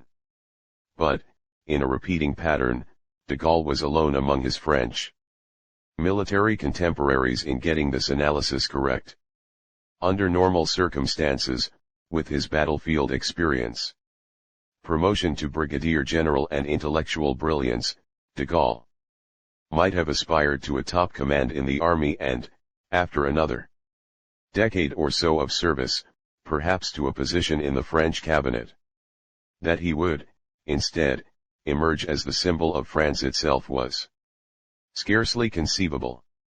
Yet leaders who alter history rarely appear as the endpoint of a linear path. We might expect that the arrival on the scene of a low-ranking brigadier general declaring the establishment of a resistance movement amid the chaos of France's capitulation to Hitlerite Germany would have ended by writing perhaps a footnote acknowledging his role as an auxiliary actor in a future that would be determined by the ultimate victors. Yet, arriving in London with effectively nothing but his uniform and his voice, de Gaulle catapulted himself out of obscurity and into the ranks of world statesmen. In an essay I wrote over 50 years ago, I described him as an illusionist 16, first as a leader of the Free French during the war, later as founder and president of the Fifth Republic. He conjured up visions that transcended objective reality, in the process persuading his audiences to treat them as fact. For de Gaulle, politics was not the art of the possible but the art of the willed. Wartime London teemed with Poles, Czechs, Danes, Dutch and nationals from a half-dozen other countries who had fled their occupied homelands. All considered themselves part of the British war effort. None made any claim to an autonomous strategy. Only de Gaulle did so. from the start. Although he accepted British management of military operations because his forces were yet too small to do otherwise, his ultimate war aim was different from that of his allies. Britain and, after 1941, the United States fought for the defeat of Germany and Japan. De Gaulle fought for these aims too, but primarily as a way station to his ultimate goal, the renewal of the soul of France. De Gaulle in the history of France. It is unlikely that even Churchill, at the beginning of their relationship, grasped the magnitude of de Gaulle's vision. According to it, France, over nearly 2 centuries, had dissipated its grandeur, the mystical quality that signifies material success combined with moral and cultural preeminence. Now, at his country's nadir, de Gaulle presented himself as the emissary of destiny, whose task it was to reclaim France's national greatness. That he had not received and could not proffer any portents of this mission was not relevant. His legitimacy derived from an innate sense of personal authority buttressed by unshakable faith in France and its history. As de Gaulle saw it, France had accumulated the elements of its lofty stature over a long historical process beginning in medieval Europe, when feudal principalities settled their disagreements through adjustments to the balance of power. By this means, the core of France developed as a centrally governed polity as early as the 6th century, under the Frankish king Clovis. By the early 17th century, with the Habsburg monarchy in Austria expanding over Central Europe and as far west as Spain, France needed an enhanced central authority and a complex strategy to defend itself from encirclement. The task fell to Armand Jean Duplessis. Cardinal Richelieu, who served as chief minister to Louis XIII from 1624 to 1642 and was the principal architect of France's later becoming the preeminent European power under Louis XIV. Rejecting the prevailing strategies based on dynastic loyalty or confessional affiliation, Richelieu instead oriented France's internal and external policies in accord with reasons of state, raisons d'état, that is, the flexible pursuit of the national interest, based entirely on a realistic judgment of circumstances. This, for de Gaulle, marked the first truly grand strategic approach to European affairs since the fall of Rome.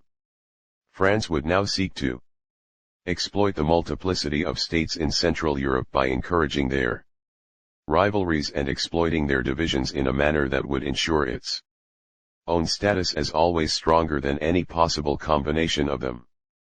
Ignoring France's and their personal Catholicism, Richelieu and his successor Jules Mazarin supported the Protestant states in the 30 Years' War, which devastated Central Europe, leaving France the arbiter of its rivalries.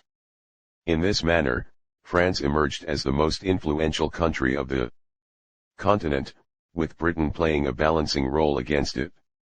By the early 18th century, the so-called European Order of the Ancien Regime consisted of 2 partially overlapping coalitions, at times at war with each other, at times making settlements, but never driving conflicts to the extreme of threatening the survival of the system. The primary elements of this order were the equilibrium in Central Europe, manipulated by France, and the overall balance of power managed by Britain, throwing its navy and financial resources against the strongest European power of the day, usually against France. De Gaulle lauded the basic strategy of Richelieu and his successors in a speech in 1939.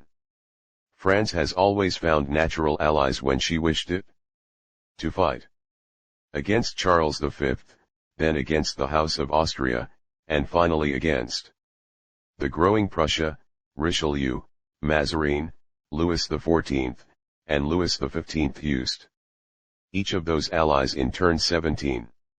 Under Napoleon at the beginning of the 19th century, instead of advancing its interests by alliances and limited warfare, France proceeded to overthrow the prevailing order by conquering rather than simply defeating its rivals, all the while invoking the French Revolution's new principle of popular legitimacy.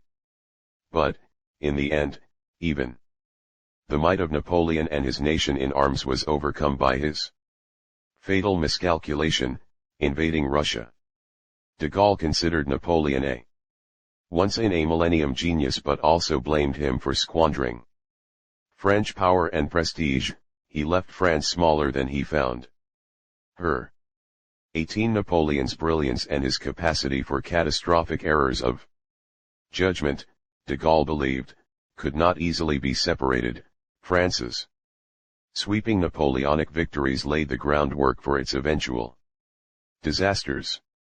This is why de Gaulle dated France's decline as a world power to the era of Napoleon, even though France remained at the center of events after Napoleon quit the stage.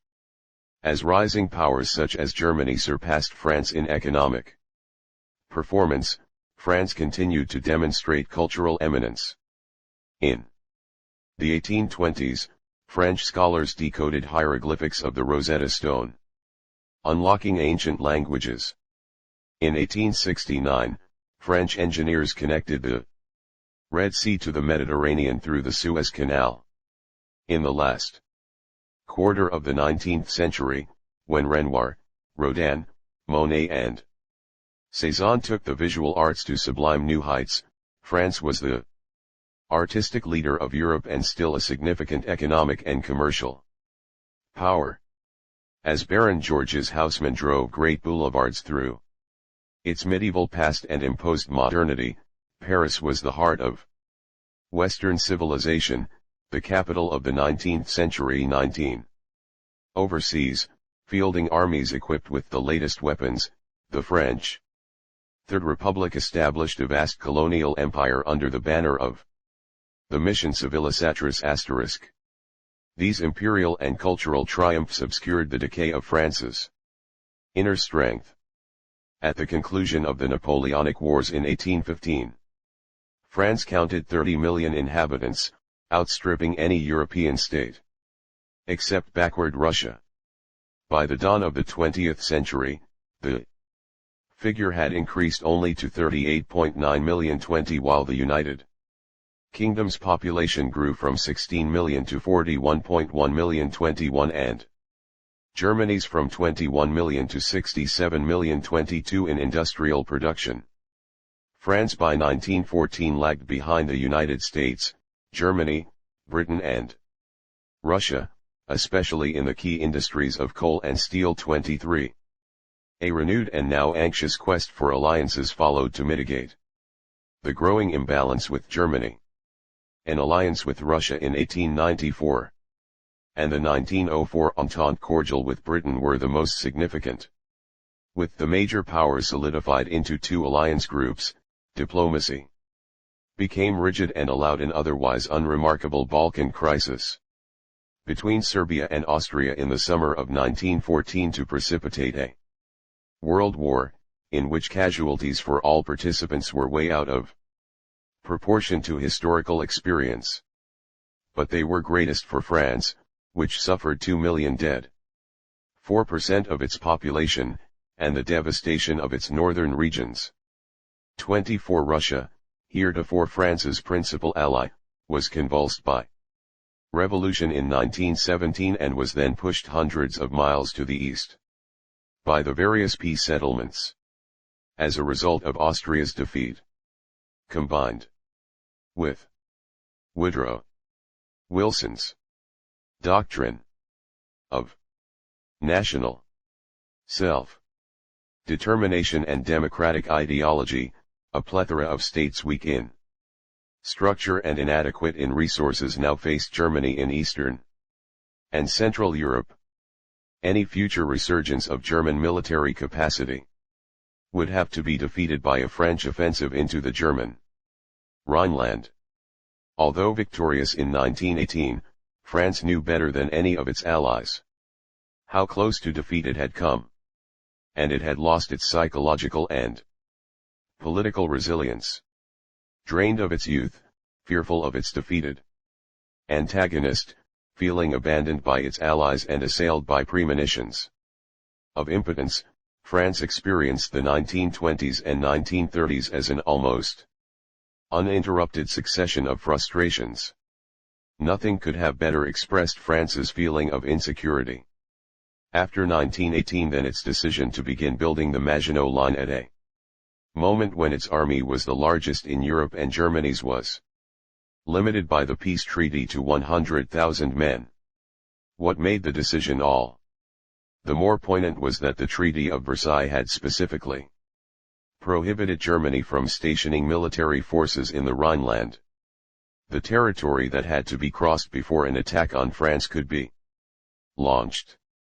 In the aftermath of its victory, France had come to feel so unsure of itself that it did not think it could counter a flagrant breach of the peace treaty by its disarmed enemy with its own offensive.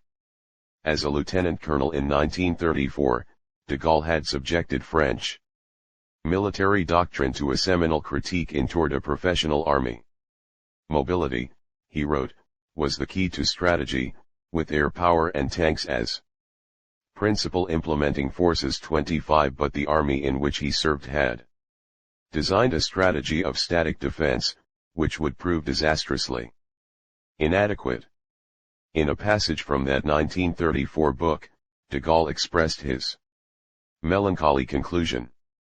Once upon a time there was an old country all hemmed in by habits and circumspection. At one time the richest, the mightiest people among those in the center of the world stage, after great misfortunes it came, as it were, to withdraw within itself. While other people were growing around it remained immobile. 26. This was the attitude which de Gaulle, at all stages of his career, was determined to reverse. De Gaulle and the Second World War. De Gaulle's position in London in the summer of 1940 apparently provided no scope at all for the restoration of grandeur. The European heartland had been subjugated by Hitler. The Soviet Union, the last remaining continental power, had signed a non-aggression pact with Germany the year before. 27. France, now governed by Pétain under partial German occupation, veered between neutrality and collaboration. De Gaulle had neither been appointed to lead Free France by any constituted French authority nor had his leadership been confirmed by elections. His claim to command derived from its proclamation. The legitimacy of a governing power, he would later write, derives from its conviction, and the conviction it inspires, that it embodies national unity and continuity when the country is in danger. 28. Alluding to another moment of national peril, he chose as the banner of his movement the two-barred cross of Lorraine, the symbol of the martyr Joan of Arc, who with her mystical visions had rallied the French 5 centuries earlier to retake their land from foreign occupiers. De Gaulle's claim, with no obvious evidence to support it, was that he was invested with the supreme authority of an eternal, invincible France that transcended whatever temporal tragedies might have taken place within its physical borders. 29. In the months and years that followed, de Gaulle would conduct himself with a self-assurance and refusal to compromise that allowed him to extract concessions from the frequently vexed leaders of the alliance, Churchill, Franklin D. Roosevelt and even Stalin, all of whom he obliged to reckon with. France's self-proclaimed indispensability to a reconstituted Europe. Beginning with his appeal of June 18, 1940, de Gaulle conducted himself as if the Free French embodied not an aspiration but a reality. he launched his enterprise with a group of advisors assembled from the distinguished French personalities self-exiled to London and a military force recruited largely from the decimated French ranks that had been evacuated from Dunkirk. By the end of 1940, when an Empire Defense Council of civilian supporters was formed, there were only 7,000 effective Free French fighters. How to realize his vision with such meager forces? De Gaulle understood that he had few military options. He therefore decided to focus on creating a geographical base for legitimacy by rallying to his side the dispersed fighting forces of the French Empire. To this end, he traveled across its scattered colonies to detach them from Vichy as a first step to the liberation of the motherland. Throughout, his main enemy was not Germany but Vichy, his main objective, not to win the war, though he would help, but to create the conditions for France's territorial, institutional, and moral renewal in the peace that would follow. It would be 2 months before de Gaulle's territorial efforts bore fruit. In the meantime, a draining decision loomed for the Allies: what to do about the French fleet anchored at Mers el-Khabir naval base outside the Algerian city of Oran. Were it to fall into German hands, it would risk tipping the naval balance against Britain, or even aiding a potential Nazi invasion of the British Isles. Churchill decided this was a risk he would not run. On July 3, after demanding that the fleet sail to British ports, he ordered the bombardment of the Algerian naval base. The attack killed nearly 1,300 French sailors and sank 3 vessels, including the battleship Britannia. De Gaulle, although anguished, reacted calmly and defended the episode on the BBC. No Frenchman worthy of the name can for a moment doubt that a British defeat would seal forever his country's bondage. 30 after the war, he said that had he been in Churchill's place, he would have done the same thing. 31. Good news for the Free French finally arrived on August 26, when Governor-General Félix Éboué of Chad, France's first high-level colonial administrator of African descent, pledged the colony's support for de Gaulle. In a radio broadcast the following day, de Gaulle lauded the development. France is France. There is in her a secret spring which has always surprised the world, and which has not finished surprising it. France, crushed, humiliated, abandoned, is beginning to climb back from the abyss. 32. The climb would not be easy, as French West Africa remained firmly in Vichy's grip. In September, a Franco-British flotilla steamed toward Dakar harbor with the aim of rallying Senegal and neighboring colonies to the Free French side. It ended in fiasco. For a few days, de Gaulle was devastated. 33. A rapturous welcome in Douala, Cameroon, on October 7 lifted his spirits, and soon Brazzaville in French Congo was made the new capital of Free France. A small Free French military operation succeeded in taking Gabon on November 10, putting all of French Equatorial Africa in de Gaulle's column. Whatever the financial and military limitations of his movement, de Gaulle had struck a chord. Armistice Day, November 11, featured popular demonstrations in Paris in favor of the Free French, including students who subversively carried pairs of fishing rods. De Gaulle's strategically located along historic trans-Saharan trade routes, Chad would prove a vital staging ground for Free French military operations, especially into Italy's Libyan colony.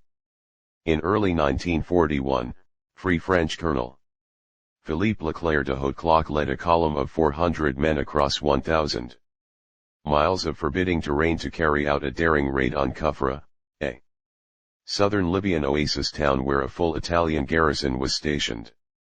On March 1, after a 10-day siege, the Italians surrendered. In what soon became known as the Oath of Kufra. Leclerc had his men swear that they would not rest until the day when our colors, our beautiful colors, will wave from the Cathedral of Strasbourg. 34.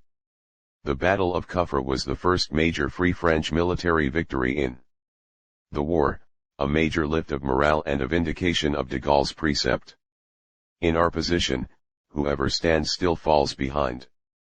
35. 2 years later, after the Allied landing in North Africa, Leclerc would lead a Free French column, consisting of 4,000 Africans and 600 French, from Chad across Libya to Tunisia, on de Gaulle's orders, where they joined the British in a pitched battle against German Field Marshal Rommel's Afrika Corps. But, before Leclerc could march through Libya a second time, the Free French had to prove their mettle in other theaters. Their operations were designed to liberate with Allied help Vichy-controlled territories in order to demonstrate to the world that the Free French were spirited, capable and determined to restore France's position as a leading power in the world. In these procedures, de Gaulle would insist that Free France would cooperate as a partner, not a supplicant. The June 1941 invasion of Syria and Lebanon, territories that had been established as French mandates under the League of Nations following the First World War, repeated the African pattern. While Britain was seeking to forestall Germany from establishing air bases in the Levant, de Gaulle joined the effort with his limited forces in order to vindicate France's historic position in the region, which involved, in no small part, a fierce rivalry with Britain. Since the Vichy authorities in Syria refused to deal with the Free French, the British commander negotiated with Henry Dance, the Vichy High Commissioner. An agreement in July 1941, dubbed the Armistice of Saint-Jean-d'Acre, effectively granted Britain suzerainty of the entire Levant. That French territory could be the subject of a British negotiation with Vichy was, however, anathema to de Gaulle. The treaty's provisions for repatriating French troops to Vichy compounded his displeasure. He had hoped to augment his small army with deserters from the Vichy forces in Syria, and above all he was concerned lest a precedent be set for the eventual disposition of France itself. More specifically, he feared that after ultimate victory France's governance would be placed under Allied control and that a new French government would be legitimized by the Allies rather than by France's own actions. On July 21, Oliver Lyttelton, Britain's minister resident for the Middle East, received de Gaulle in his Cairo office. De Gaulle icily threatened to withdraw his men from the joint force, and the Free French from subordination to British Command 36 in the permeable, intrigue-ridden, venal medium which the Levant laid open to England's plans. De Gaulle would write of this episode in his memoirs: the game was easy and tempting. Only the prospect of a rupture with us, and the necessity of conciliating the feelings of France could impose on London a certain moderation. 37. Lyttelton summarily produced an interpretation of the armistice that would placate de Gaulle. Great Britain has no interest in Syria or the Lebanon except to win the war. We have no desire to encroach in any way upon the position of France. 38. In his memoirs, de Gaulle would also acknowledge the sobering truth, that the moral and material damage which separation from Great Britain would entail for us was bound, obviously, to make us hesitate. 39. When de Gaulle met Churchill on September 12, the conversation was at first punctuated by anger and bouts of silence. One of the Prime Minister's aides wondered if they had strangled each other, and although the two leaders emerged smoking cigars they nonetheless could not even agree on joint minutes. 40. Having challenged Churchill, the leader who had made his eminence possible, de Gaulle did not hesitate to take on an even more formidable figure, President Roosevelt, over essentially the same issues, the fate of French territories reconquered by Allied arms. Here he encountered a less tolerant perspective. Roosevelt was focused single-mindedly on winning the war, and disputes over status within the coalition irritated him, especially when put forward by a figure whose claim was in no way buttressed by comparable power. He had only disdain for what he saw as de Gaulle's Joan of Arc complex. 41.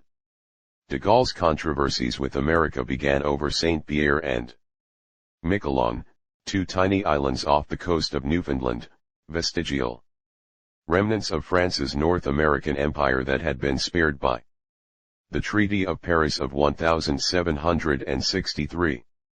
Following the attack on Pearl Harbor, Roosevelt had contacted the Vichy official responsible for France's Western Hemisphere possessions, requesting the island's formal neutralization, which would preclude their radio station from broadcasting to passing German submarines.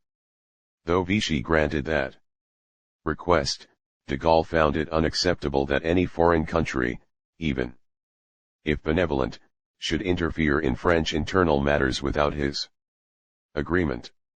He therefore ordered the commander of his tiny navy, Admiral Émile Muselier, to occupy the islands in the name of the Free French. What made this initiative all the more brash was that the landing took place on December 23, just as Churchill was arriving in Washington to confer with Roosevelt for their first wartime meeting as allies. Writing to Muselier on Christmas Eve, de Gaulle instructed him not to be deflected by U.S. protestations. We threw a paving stone into a frog pond. Stay quietly in Saint-Pierre. Organize the government and the radio station. Any representative of any foreign government who addresses you regarding the islands should be requested by you to address the Free French National Committee. 42. Muselier's forces seized the islands without resistance and, on December 26, organized a plebiscite to confirm their allegiance to the Free French. Any possibility of a surprise attack in the Western Hemisphere, even a minuscule one such as this, was bound to upset Washington.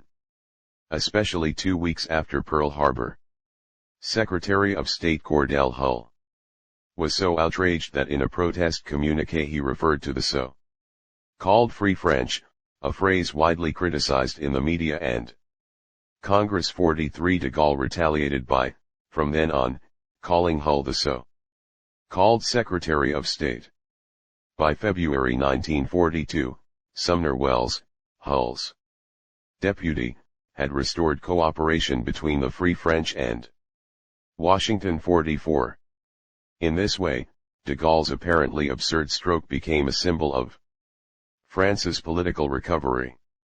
Indeed, his impulse, consistent and in many ways heroic, to defend France's historical identity in the face of great disparities of power became the prerequisite to restoring French greatness. He was well aware of how exasperating this was for his allies. They think perhaps that I am not someone easy to work with, he mused. But if I were, I would today be in Pétain's general staff. 45. De Gaulle's challenging behavior was rooted in the concept of grandeur he sought to reenact. Derived, as we have seen, from French conduct in quest of preeminence on the continent, a preeminence always on the verge of being achieved, ever thwarted by Britain's balance of power policies. It infused de Gaulle's interpretation of his responsibility as leader of the Free French. Inevitably it included an effort to forestall any temptations on the part of the British to settle historic disputes preemptively during the course of the war. Occasionally exasperated, Churchill once quipped, "Yes, de Gaulle does think he is Joan of Arc, but my bloody bishops won't let me burn him." Yet in the end, de Gaulle and Churchill managed an ambivalent kind of cooperation throughout the war. Churchill made de Gaulle's efforts financially possible and protected him from Roosevelt's hostility, as in May 1943, when the president half-seriously suggested exiling de Gaulle to Madagascar*. In the fall of 1943, de Gaulle seemed to realize that he was approaching the limits of British tolerance. He asked the Soviet ambassador Ivan Maysky whether he might be received on Russian territory if disagreements with Churchill grew too intense. Without rejecting the approach altogether, the Soviet ambassador urged de Gaulle to consider it carefully before submitting a formal proposal. It is unlikely that de Gaulle was suggesting that the Free French should be moved onto Russian soil, much more likely, he was exploring options for the future and demonstrating to Stalin that Russia was an essential part of his long-term calculations. De Gaulle understood that, before long, his vision would need to be realized in France itself. He carefully prepared himself for that battle. After the founding of the Free French National Committee, Comité National Français or CNF, in September 1941, he created legal structures that could be moved to the mother country when the time arrived. In the absence of a legislature and courts, and following a long-standing French tradition, the CNF used a gazette, Journal Officiel, to promulgate laws and decrees. De Gaulle also remained in close contact with the substantial émigré community in London, presenting himself as the embodiment of the true France. His legitimacy was never challenged, and he attracted a distinguished group of admirers. Finally, he cultivated a following inside metropolitan France while courting diverse factions of the resistance, including the communists. All of these elements were held together by his personality. Commanding, aloof, passionate, visionary, ineffably patriotic.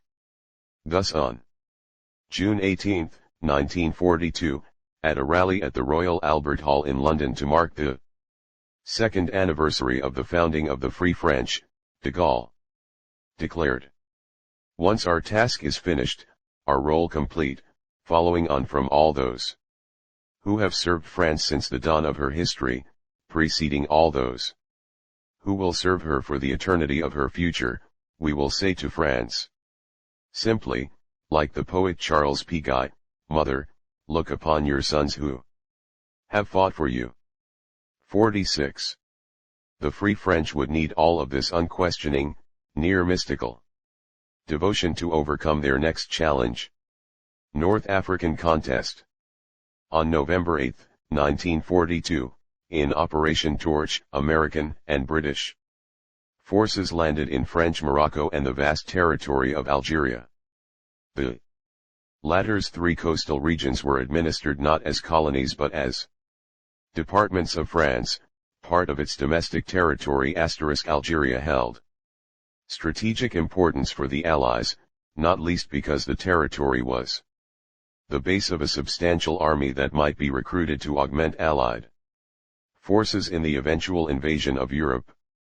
But for the Free French it, above all, brought to the fore the question of the governance of France itself.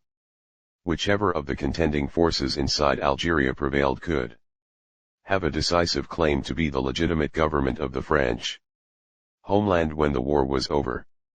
The Anglo-Saxon powers, as de Gaulle was wont to call them, were little interested in handing such a powerful capacity to the troublesome leader of the Free French. They never informed him of their planning. He learned of the invasion only after the event. More significantly, the Allies brought with them to Algeria a possible rival to de Gaulle's leadership. A veteran of the First World War, General Henry Giroux had commanded French troops in the Netherlands during the 1940 campaign. Taken prisoner, he was imprisoned at the hilltop Konstantin fortress near Dresden, from which the then 63-year-old escaped in April 1942 by rappelling down a 150-foot cliff. This daring escape reinforced Giroud's already heroic reputation. 47 Established in a previous escape from a German prison camp in the First World War. Returning to Vichy France, he labored in vain to persuade Pétain that Germany would lose the war and that France should defect to the Allied camp. Though Pétain rejected Giroud's arguments, he refused to extradite him to Germany. On November 5, 1942, Giroud was spirited out of France to Gibraltar in a British submarine under nominal American command. On November 9, following the Operation Torch landings, he flew to Algiers, where both Roosevelt and Churchill sought to anoint him as the dominant figure.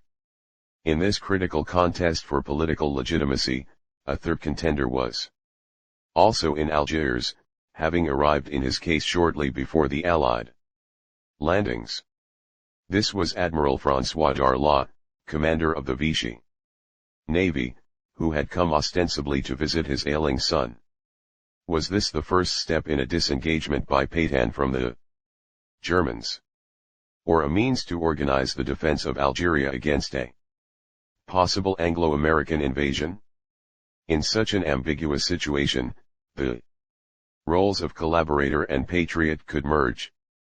On November 10, Eisenhower, as Supreme Commander of the Allied forces, decided to exploit Darlan's presence to negotiate an armistice with Vichy forces, and appointed him High Commissioner of France in Africa in exchange for his cooperation with the Allies' campaign in North Africa. Darlan's claim to authority lasted only 41 days. He was assassinated on Christmas Eve by a killer whose motive has never been discovered. All the contending parties had an interest in Darlan's removal, none in disclosing a role in it. This left Giroud as de Gaulle's principal rival. In effect, he represented Vichy France's aspiration for redemption.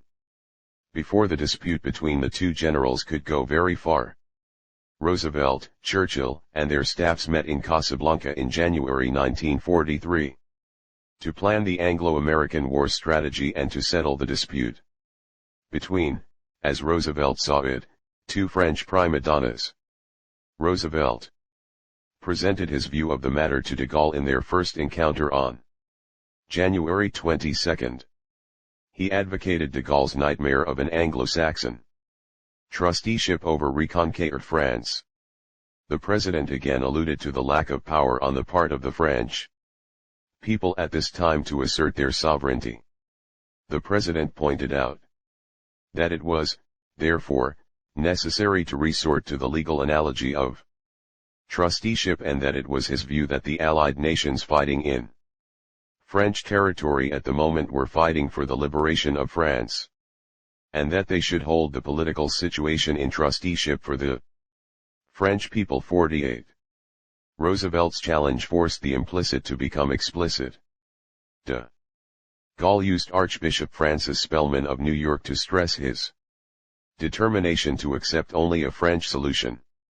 Spellman was visiting American troops in Morocco and had been enlisted by Roosevelt to convince the general to accept a subordinate role in a Giroud-dominated structure. Far from submitting, de Gaulle replied with the threat: it would be imprudent for Anglo-Americans to subvert the French national will, lest the French body politic turn toward a third party for salvation, by clear implication, the Soviet Union. 49. It was a variation on the maneuver he had carried out a little earlier in his visit to the Soviet ambassador in London. 50. Roosevelt, supported by Churchill, retreated to proposing a duumvirate of the two generals. De Gaulle refused, again on the grounds that it was he who represented the genuine France, a position in which he had persisted for all 3 days he attended the Casablanca conference. Had Giroud possessed the slightest political talent, he might have achieved a propitious outcome for himself. His limitations in this area were well described by Harold Macmillan, then British resident minister in Algiers and later Prime Minister. I would suppose never in the whole history of politics has any man frittered away so large a capital in so short a space of time. He sat down to play cards with every ace, every king, and almost every queen in the pack, but succeeded by some extraordinary sleight of hand in cheating himself out of his own stake 51. Giroux's undoing was accelerated by the political skill of his rival. When the issue became how best to keep the Anglo-Saxon leaders from imposing a solution on an internal French issue, de Gaulle suddenly displayed unexpected flexibility.